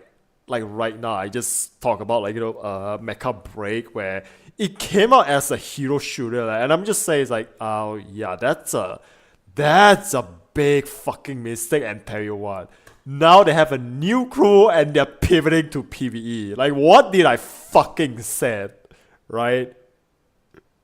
I'm still gonna like, I'm still gonna gloat about like the fact that I made that video, right? Now, some people are just gonna clown on me. It's just like, why are you playing like a PvE game like a PvE game? It's like, yeah, dude. Like, I don't think I made a video that aged as well as that, and I'm gonna ride on that if I can. I'm gonna ride on that, even though it's like no one watching. I'm still gonna ride on that wave. Attempts, game companies still continue to try again. Why? Because when it works so well that it ends up being worth all of the negativity. A perfect example of this model working is Grand Theft Auto 5. GTA 5 was the first game in the series to have microtransactions in the game. Shark cards and a multitude of in-game purchases help make this game become beyond successful. To date, GTA 5 has made more money than GTA 3, Vice City, San Andreas, and GTA 4 combined at a whopping $9.5 billion What? in revenue. But GTA I mean, 5's success the is game been from released its for like what, microtransactions, 3 or its different online store. generations by It's now. because, get ready for this, it's actually a good game. And because of that, Yeah, people were it's- willing to stick around. They were willing to spend money. You pick a good They game were even willing first, to right? wait over a decade for the next one. That's the difference. Rockstar didn't just build a monetization system, they built a game worth monetizing. Most companies are trying to copy. You know the what one other product game also success. does that? They're copying the Warframe. monetization without To copying be the fair, product. Warframe does, That is you the know, problem. have its like But growing amazing as pain. GTA 5 is, there is a But downside to GTA 5 Rockstar's just success. came out like Look at what we lost. just for that really came out like 9.5 billion. perfect Before on like GTA day 5, one. Rockstar was a factory of hits. We got Bully, Midnight Club, Max Payne, Manhunt. We got single player DLC for GTA like The Lost and the Damned. Now, we get one game a decade and a storefront. The success of the formula didn't change the industry for the better, it actually sterilized it. The game companies are slowly starting to realize that the formula for making a successful game has changed. So, no, this isn't insanity, it's just basic math. AAA game companies aren't failing because they don't understand. Yeah, also us. GTA They're being failing that all because the they've reason stopped why it valuing got higher themselves revenue together. record. They're Yeah, not that's striving why. for creativity, That too. risk, or greatness anymore. In fact, they're optimizing for just the opposite. Yeah, last Because in game today's thanks to the industry, flatline safe dev split game get that picked up a hits its corporate targets investor, bought in will by some always new be laundry a studio, raised masterpiece that repaid, takes a risk. and private They're chasing equity. the GTA paycheck You know, without the GTA quality. the devil. They're chasing the Fortnite Like, you know, you ecosystem shake hands with the without devil, Fortnite called private creativity. equity. But you can't build a village on a foundation of quicksand and expect it to thrive. We are left with an entire generation of games designed to keep you logged in, but never actually be remembered. But what the hell do I know? I'm just some guy with a camera and a microphone. Hope you guys like this video. I'd Yeah. love to know what you guys think about all of this. Is it the way the games are being designed? Is it the way the games are being monetized, which is why games don't feel the same anymore? I really love to know what you guys think about this. Am I going crazy? Do you guys agree? Also, I think give it's me also, like, your what? recommendations on video games that don't meet these criterias. Let me know your favorite game that trusts you, your favorite game that doesn't hold your hand, your favorite game that's just overall fun to play and it doesn't feel. I mean, it's like also every other why game when out you there have these games days. like, you So know, again, if you guys made it this far, I really appreciate you guys watching. Please like, comment, and subscribe. It really helps the channel grow. And I will definitely be making more videos like this. And we'll see you guys in the next one. Yeah, thank you. I'm not playing that. You know what I said? I'm not scared anymore. I'm not Oh. scared anymore. It's gonna be jump scare. Yeah. All right. I mean, like, yeah. I mean, like, what he say, like, Hi, you know, everyone. what game? I think this is also why, like, you know, people they just stuck around with like the same game over and over again because. Okay, you know, like that era when I say, like, you know, like the BioShock, like those era when games are like mostly like style or substance because, you know, that's like a meme. Like, let me just find this meme, you know.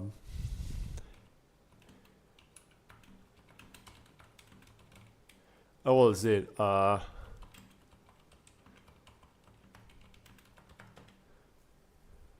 where was that? Where was that game? Childhood game meme. What was it? There's one with like the Fortnite one.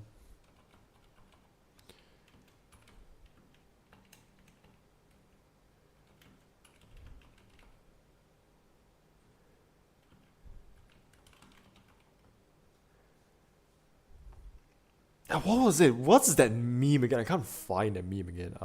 There's that meme. Yeah, think of the investors, think of the shareholders. I think this is also why, right? You know, people, they just. What was it? I think this is also why, like, you know, people, they just keep playing games, like, you know, they just play Fortnite over and over again because. I think, like I said, Fortnite, what happened with Fortnite is they caught lightning in a bottle. There was that. And then people, like, you know, other game companies saw, like, they only see the money. They don't see, like, the you know, like the game making process. And I think just one company right now that really just nailed it is just Capcom, and that's sort of it. Which, you know what? No shade to Bandai. Even they also like couldn't do it. Like, you know, look at what they are doing with the Gundam franchise when it comes to like games. You know, it's just like what? It's just like what? Battle Operation 2, Gundam Evolution, and I think the only one that now they succeeded like right now is the G Generation Eternal. And can I just say when I saw like the whole thing of G Generation Eternal, I'm just like, God, why? Like I saw that. Can I just say I'm just so disappointed because I just know when I saw that I'm just like, yeah, we're not gonna get a new like G Generation game again for like the next 20 years or sort. Because every time it do it, it's just sort of like the same game, rinse and repeat. But when like the G Generation, the game series, like when it peaked, it really fucking peaked. Like, I'm just gonna put this, you know, world and overworld, like those two, as far as like G Generation game goes, like those two games fucking peaked. And I played G Generation Cross Race like 100% in it. Like I got I only have like what? I only shot on like 2 achievements, but the game, like I've got everything. I think minus the DLC, and I got 1 expansion pack, which did offer some some, you know, expanded like extra missions, but that's really it. Like, even I'll say, like, as much as I like Crossray, it's also kind of like just disappointing for me, because yeah, it doesn't just have like the sort of like creativity that goes on with, you know, like the world and old world. Like, you know, they just make a lore just for that game, and then you have like basically just whatever bullshit you can make up just to have like, you know, different universes crossing each other. Like, I just love that idea so much, and I really missed it. And there's also some things that it's like, oh, the game is so old, yet the newer games like Crossray, they just like, why limit the chance step into like just 2? That's it. You got 2 chance step and that's it. In overworld, right? If you really have like, you can literally go on a streak up to like what? I remember I have like a chance step streak up to like freaking 7. Like 7 chance step streak. Like, that's holy shit, dude. Like, imagine a single thing you can kill like 7 enemies in a row. Like, yeah, and I think that's also sort of like a reward in itself. Like, you know, you can just like build your character right. You can just like, you know, you can have one Gundam, not just like carry the, like, not just like clear the room. You can sort of have it like, okay, that's my designated like ace. If anything goes wrong, I'm just gonna use that clear the room and just get us out of a pinch. I think I saw Crossing the translated lives of IBM and Gecko for people to experience. Yeah. These hunting Garbo MTL pages, so I go to JP and buy the manga, learn JP. Yeah, no thanks. I mean, I would still learn language if it does means I can like play the game better. I mean, which is why also when I saw like, you know, Rogue Orbit, like literally my thought is just like, it's what we've got, I'll take it. Because it's like Gundam franchise, I'm just so starved of like that sort of game. Like for Gundam. And so you just gotta, okay, Gundam design, or fighting aliens, Monster Hunter sounds like, okay, why? Gundam Blue, and then you have like Mick Gordon do the OST, which I'll tell you what, that's you just sold me on that. And the fact that it's a Gundam action game, it's like, yeah, whatever, I'll take it. Oh. Okay, let me just also check the poll.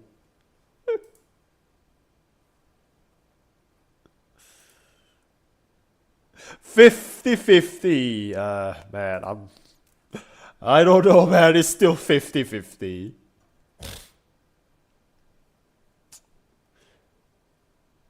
Yeah, at this point, I think I might as well just go ask Grog which one is the funnier option. I'm literally just gonna ask a clanker to decide for me.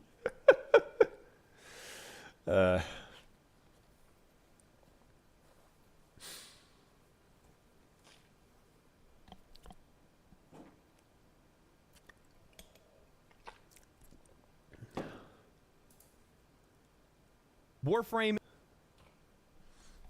But yeah, this one recommended by Solstice.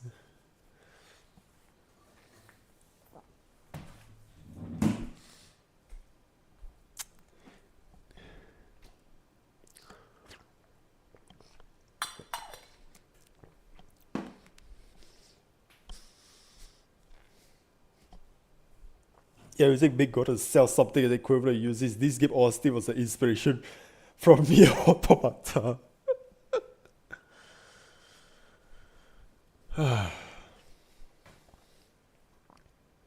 And you know, I'm just gonna run the ad one more time if you don't mind.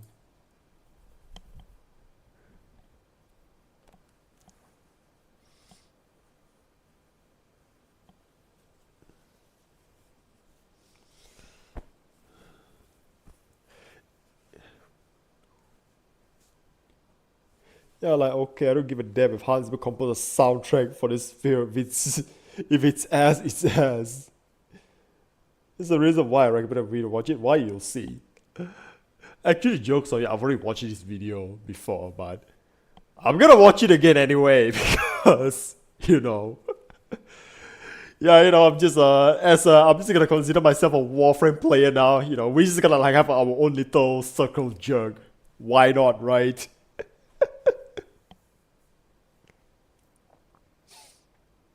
Pre-watcher, non-genuine bruh. I mean, to be fair, like, dude, I already, like, you know what else I also watched before? The Pagani video and the McLaren video. But I'm watching it again because I love watching those two videos. And it just gives me an excuse to, like, talk about something that, you know, like, I want to talk about it, but I don't have anyone to talk to for it. So React, I mean, I like to call it a React, but the other name for this, for my React stuff is Jake want to talk about something he's passionate about. Mass on sub, fake reaction channel, made up scream heresy.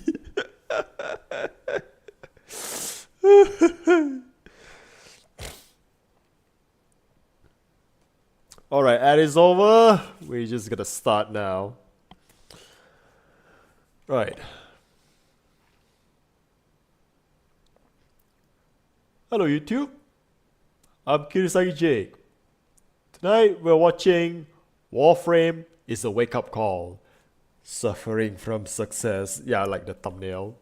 This is not the thumbnail, but the thumbnail is like a suffering from success. Warframe is a wake-up call.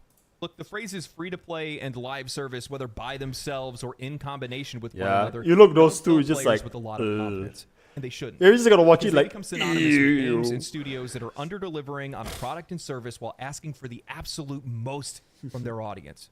More time, more engagement, more money, extracting as much as they possibly just can. the Putting point we in talked the about least on that amount of last effort. video. Warframe is the most well-known yet under-discussed and underappreciated games in all of gaming. It's often referred to as the internet's best-kept secret, and I'm tired of it. Well, 1 year later. For all intents and 1 purposes, year later, Warframe is not the anymore blueprint by which because many of these free-to-play I mean, games and live service games we getting like following, what? but they're not. Like It's a game that is Hololive tirelessly supported by its developer talents and playing by its Warframe, community so in a way that I yeah. don't even think any other game can I think that's like replicate. what? I think And that's a sign once like you we've guys hear about some finally of this stuff, it's like going to blow really your mind. indoctrinating people into like Warframe. Free-to-play and live Like service these is supposed to days. be a way for developers to be able to deliver a smaller product and grow it over time.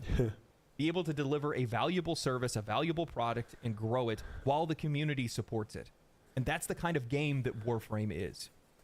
That's what we're going to be talking And about that's also today. why I'll say PvE Luckily, just today's works sponsor better is because actually the game that inspired like Warframe. just think of like I've the played World most Tanks of like the multiple times over the PvP years games. with Like my how friends, many and like this is an still easy make it suggestion like to make. up World to Tanks like is one of the all longest these running years? Because free-to-play even games on the market and Overwatch, has been that's like supported what? for over a decade now, With over They- 100 million registered users, Blizzard have hundreds to of make tanks, tons of Overwatch customization, twice high-fidelity graphics, to incredible get to sound like the design, success they and have hundreds to of like hours to of this gameplay. day. The extensive arsenal includes tank Just so you destroyers, know. artillery, light, medium, and heavy tanks, providing you with a wide range of And then options there and different is combat like Warframe. I mean, strategies. this is why like I say It's a just free-to-play game PvP that just brings you massive battles PvE with game a just variety gonna of work tanks. better Whether you're for. charging in, I mean, as far as guns life blazing, or service sneaking go, up on enemies, because there's always a new way to play. And here's the best I think part. it's also New one of players those will things get where an amazing it just deal doesn't using foster combat. the Link in same the sort of description below. toxicity You in get a a Cromwell PvP B game. I mean, just also like the British point I premium make tank, in 250,000 I mean, not just like credits, my and own 7 Warframe days video, of but it's also premium like the access. Mecha Break Plus, you get to video. try out 3 Like other I'm tier still 6 tanks dying for on that 10 hill, man. battles I'm each. just saying Just that use the yeah, link in the Mecha description below Break to get started. should So have what is gone Warframe? with like a It's a looter PvE shooter, live model. service MMO with And a I heard that's first-person also what they're perspective. You going play as a for Warframe, as you're well. dashing through levels, taking down enemies, Before farming up like materials, we got a currency, hero and shooter other items so that you Mecha can Break continue to like build now. more weapons and more Warframes to use. Warframes vary in their looks and abilities. Some of them play like a ninja, others like a battering ram or even a wizard. There's even a frame that lets you create your own music so that you can buff other players. You have pets, Yeah, the ships, DJ clans, frame. PvP, personal housing, boss fights, a Man, I roguelike, really a need to grind out the fighting game, open Octavia worlds, and frame. more. It has consistently stayed in the top 20 of the most played games on Steam for over a decade now, and in doing that, there is something inherently special here. If we look at the game's player base on Steam, while it's not burning the world down with insane peaks, it's maintained its player base consistently since Yeah, that's like 2013, and it's only continued Like to grow. 50k is not So how bad does number. Warframe maintain that success? Like Why is considering nobody like their talking about peak it? number, And it's unlike not bad. many other live service games, why aren't we hearing people complaining about it or how it mistreats its players? Well, to answer that, we need to understand the game's history and that of its Oh, what creators. was it? What was it? Oh, damn! Damn! Oh my god! Oh my god!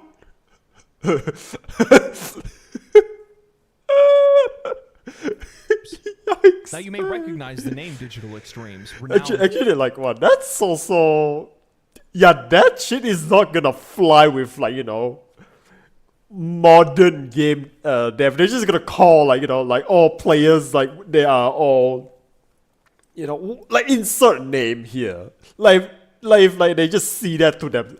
Like like that sort of interaction with their community. for their early work on Unreal Tournament in partnership with Epic Games, they played a pivotal role in shaping the landscape of multiplayer first-person shooters. They were among the first to popularize key features like online multiplayer, power weapons, So yeah, team Digital deathmatch, and Extreme. capture I the think flag, basically they also laying the like ground for many of some of like the multiplayer studios games that we also play help today.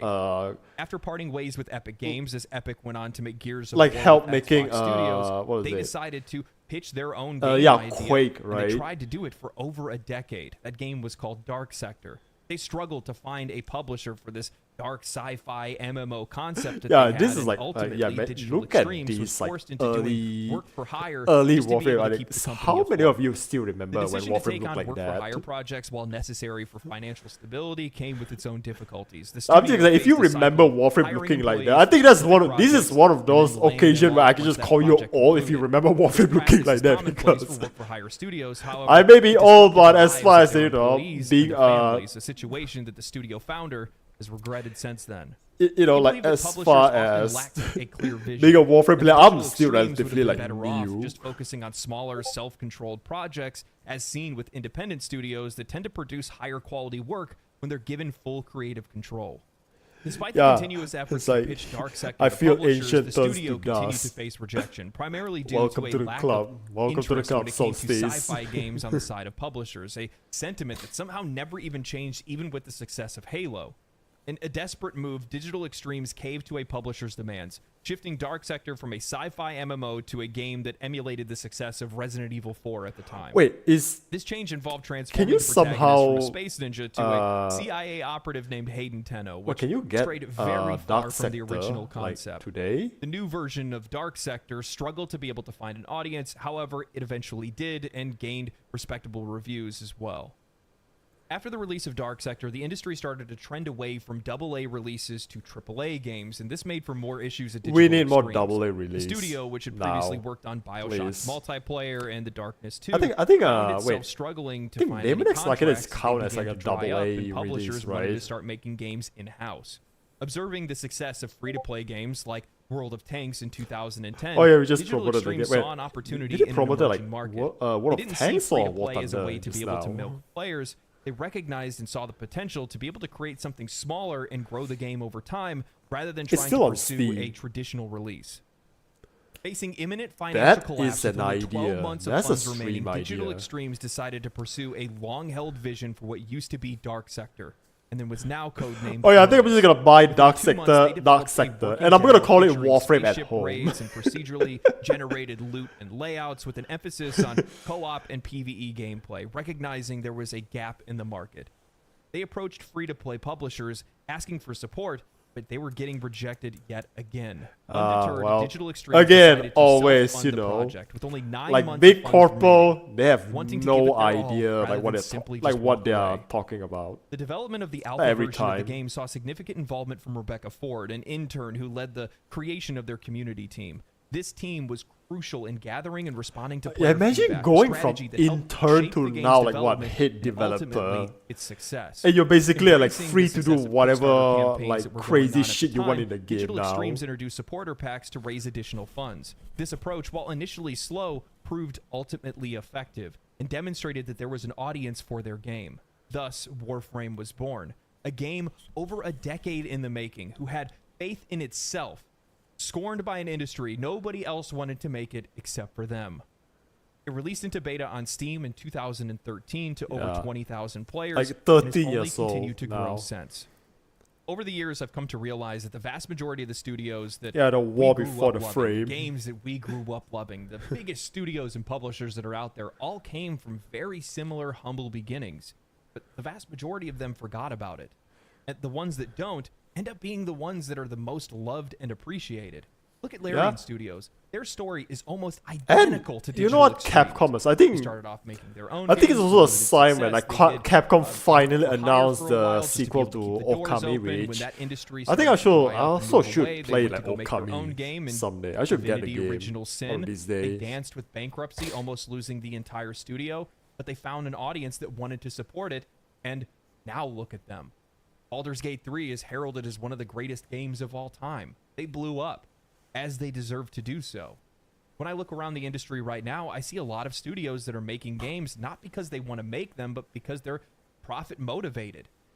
Yeah. Purely profit motivated. And there's also like the They whole no thing longer about look at again players again as anything other than tools for mecha break. Like that's making money, the and that's really it. like rather thing than that how looking they at them for what fumble they the actually ball. are, which is a means to be able like how to they drop deliver the a ball higher in quality mecha break. product, use their It's feedback just and their like they just information to be able to okay, you earn just their look at the money store and you and just then by immediately tell. extension, It's just make your all game like even that profit more motivated. popular. They don't Because care when about like players are happy, making they a tend to good talk game. about it a heck of a lot Like more. not even just like a good and I've game. also And, noticed that like they want to make the game addictive, addictive, but not from the gameplay. in the case of games, They want to make the game addictive from the monetization, not from the gameplay, and that's what Warframe when did. the soul isn't there. And when they know it's there and they see So we it's turn there, to voice space they're one, then into that CEO, game. When they aka don't see Steve it, the God they don't want to Pass have told. anything to do with it. And I think that's why Yeah. we've seen a lot of games over the last few years fail. Digital Extremes started out with great intentions, to be honest with you. But that doesn't mean that they didn't make the same mistakes that many other free-to-play Yeah, that's also another thing. live service games make time and time again, and that's with its monetization. But the difference is they learn from their mistakes. Yep. I don't think anybody can disagree with this. Recently, over the last few years, both live service and free-to-play games have permeated through every space in the entire gaming industry. Every single company wants their Fortnite, Counter-Strike, Genshin Impact, whatever it might be, and of course they would, because they draw in revenues. It would make you wonder why anybody would ever want to make another full-priced game again. But Yeah, that with was the also like all like introduction the of whole free-to-play thing after live service Genshin, games, and we've every seen year over year, month literally over every month, other like players are losing Chinese ground, like losing game, choice, it's and all losing like they want to their make their money. own like Free-to-play has become waifu gacha. synonymous Like they don't with they like putting to call it content waifu and player gacha stuff. Like achievement everyone's and putting making a price it. tag on it. While the gameplay itself is free, Again, the no model offense incentivize if you developers like to you know paywall those sort of everything in the game, but game, again, I or just put want in to absurd avoid them. time restrictions and hurdles Like, for I players to avoid be able them to like the overcome, plague. just so they can try to earn anything with their own time or their own skill. I would have to Studios say I today are never incentivized touched to those games. I actively think the harm player closest one I experience think and that I'll lower say the it's quality of the overall product, as far as like all in the name of quality higher and profits. fairness goes, Digital right? Extremes was incredibly nervous about I think getting into Honkai is like free-to-play the because they only were one afraid that they were came going to do it close. wrong, and in fact, Like they did. second, At as far first, as they live started service selling games power, goes. and it wasn't the reputation that they wanted to create for themselves. At the creation what of else, Warframe, you could double the capacity of your mod or skill tree slots in your Warframes. However, there was no way to be able to earn this in-game, and the only way that you could get it was by paying for it with real money. Early on, before the game's beta release, Digital Extremes saw the players' feedback regarding this issue and removed it and any other perceived pay-for-power microtransactions, vowing for fair monetization to be a core tenet of the studio moving forward. Yep. In that move, and Yeah, other that's changes like that what? they made due to their deep Imagine involvement this in is the early like the- foundations of their game's community. Like they most fostered a game companies positive just gonna community see this and spirit call it and gained heresy. even more support. In an interview 6 years ago with Danny O'Dwyer of No Clip Documentaries, they mentioned how difficult it was for them to be able to find any marketing or visibility because at the time, nobody wanted to touch free-to-play games. However, the positive community that they had already started to culture, the fact that they had been listening to their community, ended up catching the attention of the late great commentator Total Biscuit, who came to cover the game and man, catapult Total its Biscuit. popularity Rest into the in peace. mainstream. I think that this is one of the most valuable lessons for Digital Extremes or any company to learn, and it's that good things happen to good developers, especially those who treat their players as well as Digital Extremes. Yeah, and also like just and look listens long to their term, feedback. man. Like you need to learn Game to look long developers term. large and But small I think every need to now it's just recognize so that they are like providing a product and like service all to about us, like the not short-term the other way profit. around. The expectation is on them to create a fun, fair, entertaining, and valuable experience in exchange for our money. When I see game developers posting on Reddit talking about how they hate gamers because of YouTube live stream comments, or like how what does it say? Professional game design started hate gamers. Yeah, I love it. So every time a character wasn't. Oh my god. Oh wow.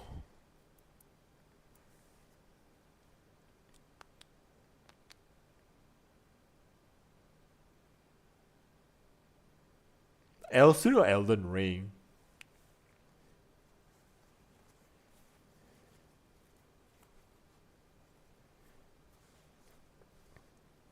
a lead Starfield developer makes a Twitter thread saying, "Funny how disconnected some players are from the realities of game development, and yet they speak with complete authority." Yeah, look at how I your can own guess game are what it doing takes then. to make a Hostess Twinkie, but I don't work in the factory, so what the hell do I know really? Not a lot. And neither of these opinions that these people have are in the minority of opinions. With what authority do players speak? With their money. They are your paying customers. Yeah. Paying customers. While players may not know exactly how to voice their concerns, and oftentimes will do Yeah, it in the Total wrong way, Biscuit. you still should be Yep. listening to them because they are telling you that something is wrong with your game. And at the end of the day, all they want is a better product, which only serves to make you more money in the end. We've seen developers stray from the side of players. Yeah, they However, just how many yeah, you know, developers just have you the seen remove developer a just have like microtransaction from you know their what I game would think because what they're gonna players call were using head it up too in the much? ass. When Yeah, Warframe imagine introduced that. colors for their pet Imagine skins, that they didn't from companies realize like they had EA. inadvertently created a gambling mechanic where players were trying to search for the rarest skin colors and the combinations that they wanted. DE saw that a player had rolled his pet's color 200 times and their stomach sank. Within a day and a half, they had removed the mechanic from the game and reworked it without the need for player feedback. The spirit Yeah, of that imagine can be just found having throughout the that entire sort of, like, game. As of a recent conscience. update, now everything in the game, just about everything in the game, is earnable in-game with very few outliers. And also the Dante, Warframe like I just got uses it for platinum free. as its in-game premium currency, and it's fully tradable. Players can go out, farm value. But I will say though, like mods, one, weapons, I'll and give Warframe Honkai blueprints, and one then trade up with other over players without ever Warframe even is spending a that dime. You would think the that this is premium trapped behind currency some is type also of endgame earnable progression in or game. something, Like right? I forgot No, what you is can it start doing called, this but within the first 15 I do to actually 20 hours accumulated of playing the game. quite a I was lot. already Like I trading didn't items pay with like other single players dime, and but stockpiling the currency from the But minute the that I premium had currency started, actually while accumulated players still quite have a the lot from option just to buy playing the anything that game. they want from the game's So, like, that's in-game also, like, the shop. other thing. All of those things, or at least the vast majority You know of them, about only thing I outside of remember Starfield cosmetics is and like color palettes, can be that's gonna earned add my in even for an game. all of So, Mr. pistol. YouTuber, that means that Warframe must have the most difficult and high-end equipment behind paywalls or something, right? It has to be insanely difficult to get. Yeah, I mean, No. what a prime. The pinnacle Warframes and weapons are called primes. You can earn these by cracking relics, and you get relics constantly while you're playing the game. When you go to do these missions to crack the relics, you're playing with 4 players. And Oh my all 4 god, of you can 2 choose to use the Fang exact Prime same handle. relic, which would then Imagine increase your that. chances of being able to get what you wanted. Yeah, I should get because cracking everybody after can choose this. from everyone else's rewards. Meaning that even if you're in a party that isn't coordinated and you're all running different relics, if you don't get what you want out of yours, you can just get a copy of somebody else's thing if it's more valuable. You can choose to get whatever you want. Every weapon, every frame, companion, and otherwise is at your fingertips. You can earn your way through Warframe without ever even spending a dime, and many players have. There is no time wasting. Yep, like me, in Warframe. especially the And what's even more Necromag. crazier I is that really this absurdity, like they decided, show nah players man, I'm how gonna not grind for the money is in their Necromag. premium shop. If you go to their premium shop and look at any of the items available in it, next to every item, it tells you how to go earn that item in-game rather than spending money. They teach players how not to spend money in their shop. But that doesn't Also, mean you know, players that's don't also like support the reverse game. In fact, psychology. they do Don't quite spend, a you know, lot oh, this is how by you, making you things know, so how accessible, you giving don't spend massive money on discounts our on game. currency and And things then like reverse that. psychology Being kicks able to in, just I get must all spend the money things on that the you want in game. by playing it, players just want to spend money on the game because they want Yeah, to support it. crazy because they how love the that game works, so much, you not know. because they feel like they Reverse need to. psychology at Imagine its that. Imagine a finest. world in which the players are not spending money on a game because they need to overcome some fabricated barrier that's put in place, and if they spend money, they're going to be able to get through it faster or get through it at all. Yeah, No, it shows the instead they're grind spending players, money see how much because grind they needed. actually want Pace to is support the skip. game. They just are enjoying themselves and Actually, want to spend more the or money. less. Oh, you're crazy Mind like you, me, some like I of this is said, with the definitely driven Necromag by grind. convenience, but the vast majority of players just love the game and want to Game, support so we it. feel guilty with That's how not to free say the that there aren't game is. areas for Ah, things. yes, I'm still even not a better fan yet. of the Yeah, we fact make a that game them so having good, we 12 guilt trip to the people 72 into paying hour because the game is too good to crafting be free. timers on weapons and warframes. That's just, it's just too much. I don't know what else to say about it. It's just too much. I think I also And mentioned it in my video, also just there's like a 72 big hours, limitation holy on the shit, amount of 1 week weapon just to and craft warframe a slots, single inventory slots warframe. that are available early on for players. That's something that in general just needs to get fixed. But the thing is that the longer you play the game, the less those things become an issue because you have so many other things that you're working on, leveling up, playing as, farming for, while all these other things are building in the background that you really don't even notice it all that much. And while there's room for improvement, this is largely the most ethical live service game I've ever seen monetized. And I don't think Actually, any again, other game I wants also want try to say compete on Honkai those Impact. terms. They Honkai definitely Impact don't too. wanna compete on Before, their you know, content. Genshin, and then after Genshin, just like, Warframe's first turning point Oh, came when the game released on ew. Steam, which marked a critical success and provided the studio with the necessary resources to be able to I think just continue to one thing they have to support get and rid develop of the for game. like Honkai, Unlike just like the whole competitive shooters energy that can system maintain and just an let audience players with play minimal as updates, much Warframe faced as, the challenge you of know, like they sustaining want. interest in a PvE. Yeah, I think that's only game, like the which is far down, more and also like difficult. what the To also overcome like. this, Digital Extremes heavily leaned on the Okay, I would say it's one of development those team like, you know, if I who were weathered the to storm give through like the what, toughest times, you know, possessed out the of deep 10, I would give it, institutional I would knowledge give that it was like a necessary 6 to make the game because successful. the If it energy wasn't for the system fact that alone they is held like on to their worth, employees when the game you and the know, studio like was takes facing away its closure, 3 they points likely from would it. have never Otherwise, been it's able I'm to calling make it a the game 9 out the of 10. success that it is today. In the years following the game's release on Steam, Warframe saw a rapid expansion in content. The studio introduced clans, player hubs, a plethora of new weapons and warframes, and diverse gameplay elements like open-world areas, vehicles, and space combat. But the most significant shift in the game's identity came with the release of The Second Dream, a cinematic quest that Oh, yeah, redefined this one. Warframe as a game. This quest introduced fully voiced. I remember how you hyped up Second Dream for intricate me. writing and storytelling that elevated the game from a compelling free-to-play title to a truly exceptional experience. No longer was Warframe just a free-to-play game; it was just a great Yeah, I would game say that this is happened to be free-to-play. something Digital where Extremes continued to push they boundaries really, with subsequent updates, including the new war, Whispers in the Walls, and the upcoming major update, Warframe 1999.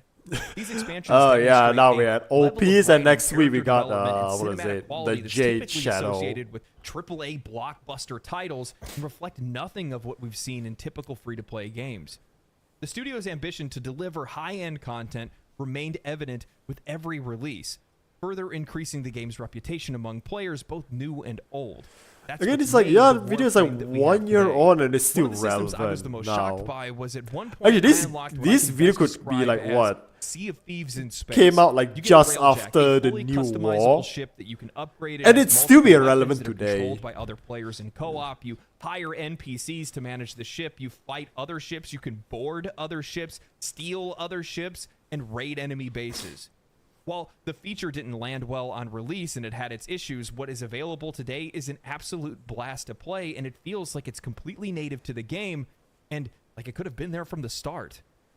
In the landscape of live service and free-to-play games, Yeah, many that's like the developers opt for Duviri- the safe approach, focusing on incremental updates and minor changes rather than undertaking any And that's also significant I'll say overhaul. that's something This that safe even Mac strategy can learn often from. Is results in you don't steady, have to be gradual stuck on improvements, like a but single most thing. Like, you major don't have to be additions just and transformative changes stubbornly end up being stuck locked as a behind paid expansions, PvP premium only content, and experience. That microtransactions. you can also like Typically, just free-to-play add games like and what? live Again, service now they games have like a introduce rogue minor live, tweaks, which seasonal updates, again and I should limited really time like offers to start try to keep players engaged. streaming While that Warframe like, does you the know, exact same thing, like, they aren't quite strangers to making big soon. splashes with major updates, and all the while they're not charging the players a Again, dime. like I said, I think that's like a Other new games quest with coming out. standard I'm gonna see what type offerings of quest it can is. Like, if it's refresh like a the Warframe experience and quest, then provide I'll new just incentives to be able to log in, but they I think I rarely can just bring mostly the skip it if it's like a wide-sweeping Warframe or side changes that might quest. But significantly alter if it's the like a gameplay main or quest, then like I'll narrative, make a making stream the of game it. Because overall otherwise feel next more week we are stale. back to I'll give kudos I'll to play. games like I Fortnite, really who want to play a often bit of like radically make a change their break. map, put in new modes, After and like give more downloading but ways not for players touching to be it, able to after like express it's like a themselves whole in new games, like even creating revamp. their own games with Really to Fortnite. succeed for However, myself.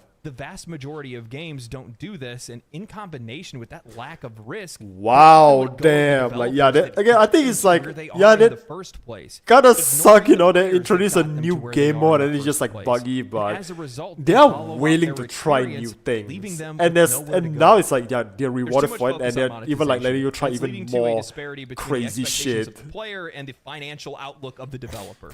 Today we have developers that are understaffed, underpaid, under a lot of pressure, under-delivering to their audience, while for some odd reason the company is still expecting more money. You have CEOs that are out there projecting growing profit without investing in growing content.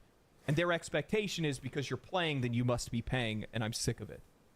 Look, just recently I saw with Apex Legends, the big drama that cropped up around it, where basically, long story short, developer goes in and makes it where you can no longer earn the next battle pass by completing the last battle pass, where previously you were able to.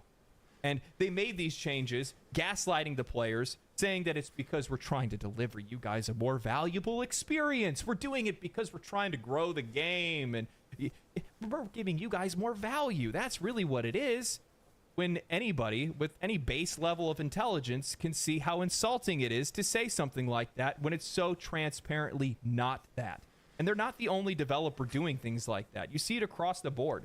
So many developers that are making minor changes to their game, but all of their focus is on their monetization. How else they can shift and move things around. And also to make it where again they like can use make more yeah money as an and you example. get Remember less out of how playing the when game. you know And like in there's some that, the only bug thing that you're like serving to regarding do is like the make an whole audience that isn't loyal to you, that is you know just like ready the to pop froth up you at of the like mouth at the chance to DLC jump pop up and onto just the fix next it within a game and day. It get is as sort of far like away 10 from you as they like possibly just sort of like can. Sure, indicator they're on playing where the their game right now. priority Sure, it's lies. popular right now, but that's because they don't really have another option, and there's nothing else right now that's that hot. So once there is something that hot that comes out, you're done. That's it. Man, you Players can are also a valuable hear like resource, this guy. and you need to value them. Like he's like They me provide for you you with for everybody everything that that like you need to talks be about successful, this. both Like literally that's creatively how I and look financially. like And when if I you like use talk them about the something like appropriate this. way, you can be huge, you can be massive. And while that's not the truth for every single game, because every single game is different, they have a different audience, they have a different use case. Not everybody plays the same kind of games. When you value them, they keep you afloat. They help you grow. And in the case of Digital Extremes and Warframe, I don't think that there's another developer that's out there that appreciates their audience the same way or does the same things that Digital Extremes does with their audience. Except for maybe Larian Studios. Why did you guys have to go and create a community YouTube channel? And even more so, why am I not in it? I get it, like Luality and Co-Carnage are really cool, but like I made a lot of videos on Baldur's Gate. Oh, bro's jealous. Initially, I had wondered how Warframe was able to hold on to such a consistent player base for so long. Regardless of good or bad updates, new games, or financial declines, their core audience has stayed rock solid for over a decade now, and in and of itself, that is a feat that very few games have accomplished. It wasn't until I started streaming my experience over on Twitch, playing the game for the very first time, that I was exposed to the game's community. And Not gonna lie, even noticed I how sometimes I positive do they are. wish I An could go eerily back to similar like experience those I had with Final days, Fantasy like 14, but altogether completely different. Many players have been playing. Actually, the game since imagine alpha this: and I unlocked get everything I in get the game, dementia, effectively and then I make a beat the game, new logging thousands of hours. I'm gonna make a They are still new logging in regularly, like even game daily. account, and They are out just to guiding new experience it players all to do over things that again. They've done thousands of times because they love the game that much. And I was Yeah, I curious never where messed that up like comes there's from. certain big companies. Well, sure, the game has regular There's a updates, UV new and the content, rest. new weapons, and new warframes. I couldn't see how Warframe could become somebody's daily driver until And I think saw that's how also Digital another thing, like Extremes engages like with the their whole community. mass layoff, like as far as major Oftentimes, game developers lay companies silent goes, between right? content releases It's always and like the major updates. Western They game, right? put You their head in the hardly sand, and a heard couple people go from out like the and respond Japanese or repost side on Twitter and of only like come out the of like you hibernation hardly to heard make from like the promotional Japanese content side. to I think drive most up of interest we've around the heard next from is big like update Square or Enix major and change. Sony, but In that time of silence, like I Capcom, think Sega, it you don't makes heard from feel it. like updates are Like a further lot. apart than they actually are. Players aren't engaged, and when they aren't engaged, they lose interest. And DE makes it really hard for you not to feel engaged as they support their community like they're content creators rather than game developers. Every single week, they go live on YouTube and Twitch to do something they call a dev short, where Steve Sinclair, the CEO of Digital Extremes, together with Rebecca Ford, the once community manager and now creative director of Warframe, just talk to the players for 15 minutes. They answer questions, they tell them about things that they're working on, they joke around. They do this every week. What other game studios give that kind of transparency to the players? I mean, I What think at other best, game the best companies are that I mean, if I grounded to make were sure like a that game their dev, CEO at best, of the all best I people can do is just once constantly per in month, contact with the cause players. None. And that's not all they do. Every Wednesday and Thursday, and they maybe host just a whole lot of Prime shit Time over on post. Twitch, and each of them That's have it. their own separate streams for English and Spanish, where the developers and community managers come out to play the game with the players. Have you ever heard of anything more absurd than that? Developers actually playing their game and playing their game with players with an audience up Yeah. to 250,000 viewers, giving away skins, Twitch drops, different items, premium currencies. They tell stories, they play trivia games with chat, and they show off different community art submissions. They are more involved with their community than I think any developer ever has been, and the fruits of their labor shine so brightly. It shines in how positive their Yeah. community is, how engaged they are, how I think well the literally game is that when developed I say and like something supported, how like solid the usually the monetization people is. like the It's executives why they don't they are play allowed to games. take They the just risks with like the games like they have, and even with they future just games in know how to development like like run a Soulframe. business. They are not The players like know that gamers. they're And I think also appreciated. like maybe They know that the developer even like the is people trying to making achieve movies, something, and like, they can tell that they like those truly people I think love probably they what don't they're even doing. watch their They own can clearly movies, see you know. that these developers Like- love their game, and it shows. Digital Extremes recognizes what many developers have slowly started to drift away from, that players are a part of your game, and without them, your game wouldn't be what it is. And in fact, for Warframe, that's literally true. In the early days of Warframe, movement is exactly what you would have expected the game to be. Just a over-the-shoulder, third-person shooter. It had sliding and running, but overall the movement was slow. Players discovered an exploit where they called it Zoran coptering, where they could essentially fly across maps. Oh yeah, that's like themselves across maps and the complete missions in a the dual fraction of the time. Zoran. Instead of removing this, instead of standing against the players and changing something that the players were enjoying or doing, they recognized that the players were exploiting this because they were trying to avoid something that was actively ruining their experience. So Yeah, the Digital game devs like Extremes gamers, they revamped taste the their own entire product. movement system for the game, reworking it from Yeah. the ground up to be one of the most fluid Literally movement taste systems their in own all of medicine. gaming. This video took a lot longer to record than I thought it would. It's already dark outside. You Yeah, might damn, actually like you hear can my see, like, the cat type. chattering with another cat that shows up outside. This little orange cat. They just kind of talk through the window. Oh no. It's adorable. Or yen. Over the last few years, I've noticed Yeah, show us the conversations cat. popped up. between Idiot. game developers and game journalists. You know, and I would have talking put about like, but because cold they and didn't show unfeeling the cat, I'm gonna put it a and dislike. how unsympathetic gamers are towards the plight of the industry, how some of these companies are failing, how games are failing, how companies are going out of business, how people are losing their jobs, and they are absolutely right. Because at the end of the day, we are consumers, we're buying games, and if you do not make a game that we want to play and it wasn't worth our money and we wasted it on your game, Funny. you go out of business as a Funny result how of we that, just talk about that's on that you. earlier. You got what you got like coming what? to you. But it didn't used 20 to be minutes like ago, that. half an hour ago. And I think the reason why is because back, and this is something that's just kind of evolved over time, is that many of the companies that are out there right now, some of the biggest companies that are out there right now, came from humble beginnings, no different than Larian Studios or Digital Extremes or anyone else that's out there. But when they were Any game. smaller, they Yeah, felt that like breaks the game they movement. were one of Meanwhile, us, hey, because let's they make were- that a they were. feature. They were one of us. They were players that were making games because they wanted to make cool games for them to play and for other people to play. Yeah, I think that's also like As what time that's went on and they got bigger and they made I think more that money and they reminds me of started like I think selling what is out it and called? literally selling out to what was other that called? companies. Okay, it's what not ended up Code happening Rapid. is that conversation. Well, I think it's called changed. Code Rapid and Interaction literally that we the used to same have, thing. that They just use like the relationship we used to have with melee to developers, that basically like parasocial-like abuse the relationship physics we to like had traverse started across to the map. disappear And then because it's just like they and then the started dev talking is to like us it's through just a veil one of guy. money. It's like wait, that's It was illegal, and then the technology play's like letters it's like too late. It's a feature trying to now. manipulate the truth more than anything else. It's all gaslighting. You're not trying to help us. You're not trying to do anything for us. You're just trying to make money. And to be honest with you, it's cowardice. It's so disgusting. Like, if you just want to make money, go make money, dog. Say you're doing it for it. I'd almost have more respect for a company that just laid their nuts out on the table and said, we're doing it because we want your money. Rather than trying to paint it these colorful words to try to make it feel like they're our friends and really this is all just for you guys. That's not what it is.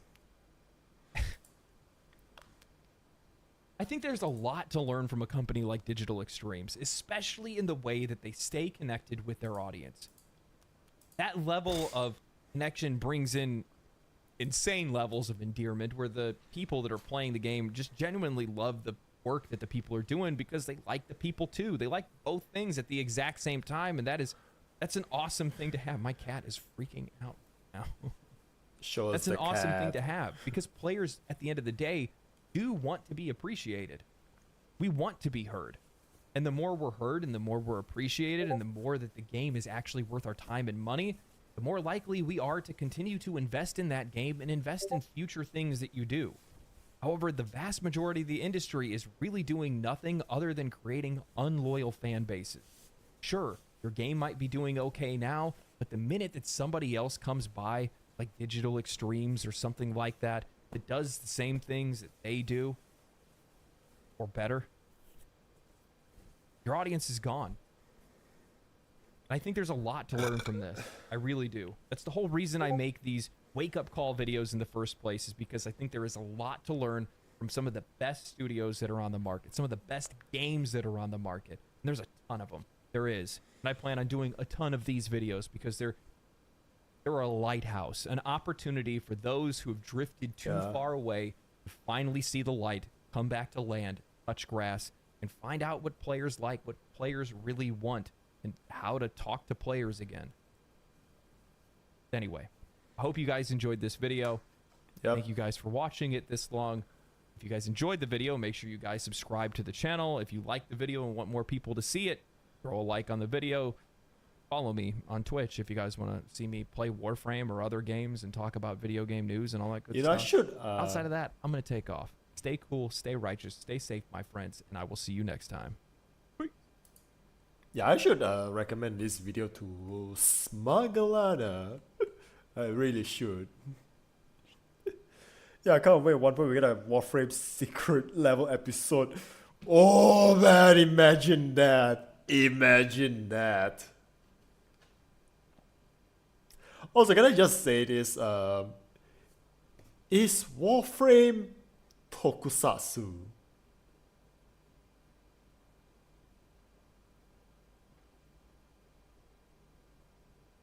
Alright, so that's the that's the end of the video. Right, okay, it's kind of late as well, like 1 a.m. 2.5 hours. Yeah, what now? Tokusatsu. Basically Power Rangers, Ultraman, Kamen Rider, Godzilla. Those are called tokusatsu. Let me just see if I can. Like you'll see why. Like when I'm just sort of like bringing it up, you'll see why. Let me just show you.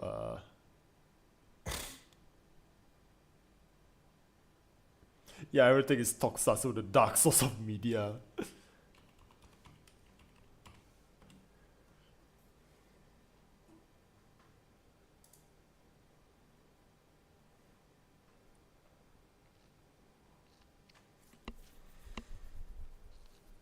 I mean, yeah, there's like this.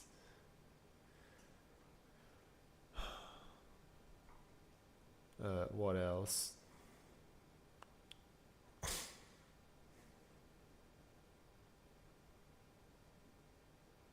Okay, you know, I think maybe this. This is what I meant.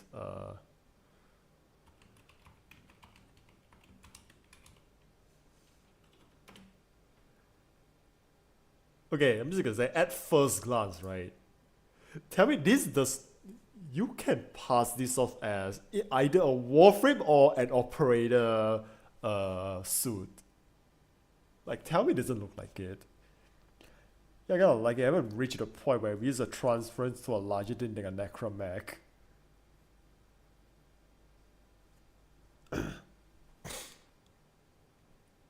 I just look at it like the bio, like it's very like bio, like mechanic-like design and. Okay, I think maybe how about this one? This one is like the true form. There's another one.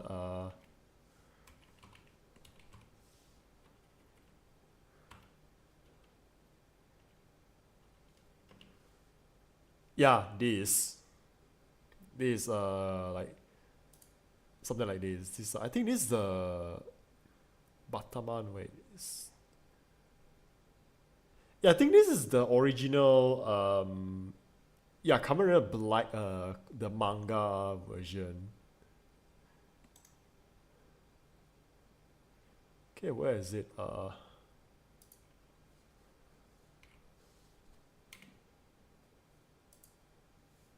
Like this, not the shoe.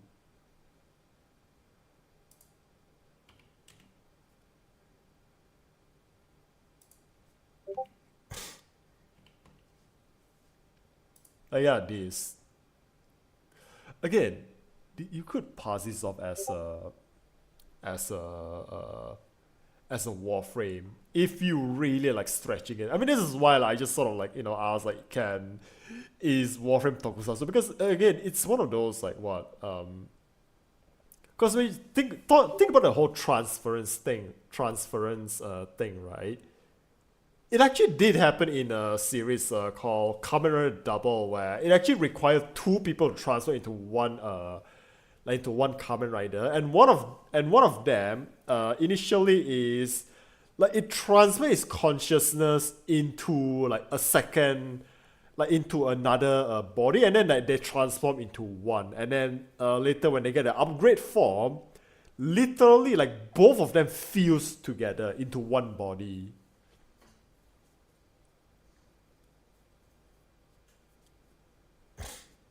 Yeah, she looks just talking with that edgy. Fight is like Pacific Rim big. Haven't got to that point yet. I mean, just let me know if there's like some experience that you'd like to see me like doing it on stream other than like, you know, just like normal grind. Like just let me know if there's like as far as, again, like I'm saying, like once the new quest came out, I'm gonna do that quest, and I'm just gonna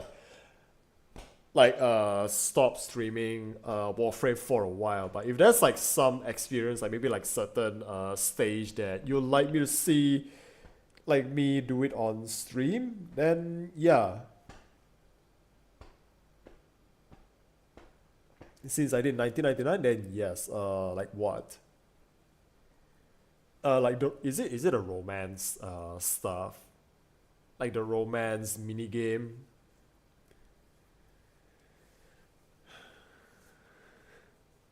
Or it's just gonna be like, it's just all like 1999 stuff, like the grind.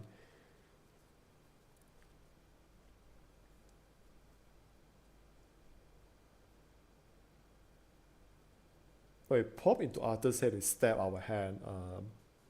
What? Wait, isn't that already like happening in the main quest already?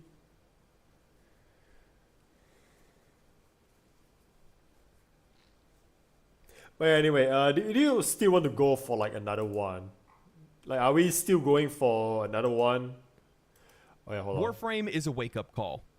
Where is it? What counts as tokusatsu?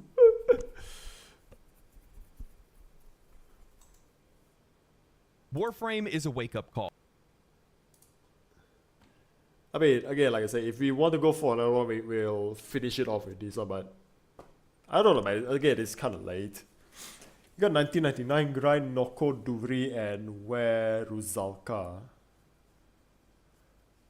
Huh. Alright. But if it's just like the grind, right, then I'll just rather do it just like, you know, off stream, you know. Like maybe alone or with like Randall or with you guys. But if there's like something that's like worth experiencing, you know, like on stream, then just you can just let me know. In the voice chat as well. Like, I still have a voice chat. Like you're free to join. Like especially, you know, since off stream, you're welcome to just join. You know, we can hear each other's voice from there. Oh, that sounded kind of, you know, what people like these days call it as riz.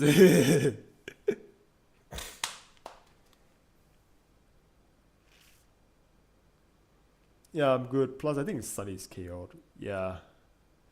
So, you know, I think we're just gonna like call it a night here then. So, yep, we got 3 videos. The Soviet Vintores game companies and Warframe's a wake-up call. So I think we're just gonna leave this for next week then. So I think next week we're just gonna return to like the scary stuff, and then we'll finish it off with this one, Pagani. So yeah. So I'm just gonna close it off. So, oh yeah, you know what? Since we still haven't reached the conclusion of the joke listing, tomorrow you and Sunny, you're gonna go out there in the Colosseum and fight to the death.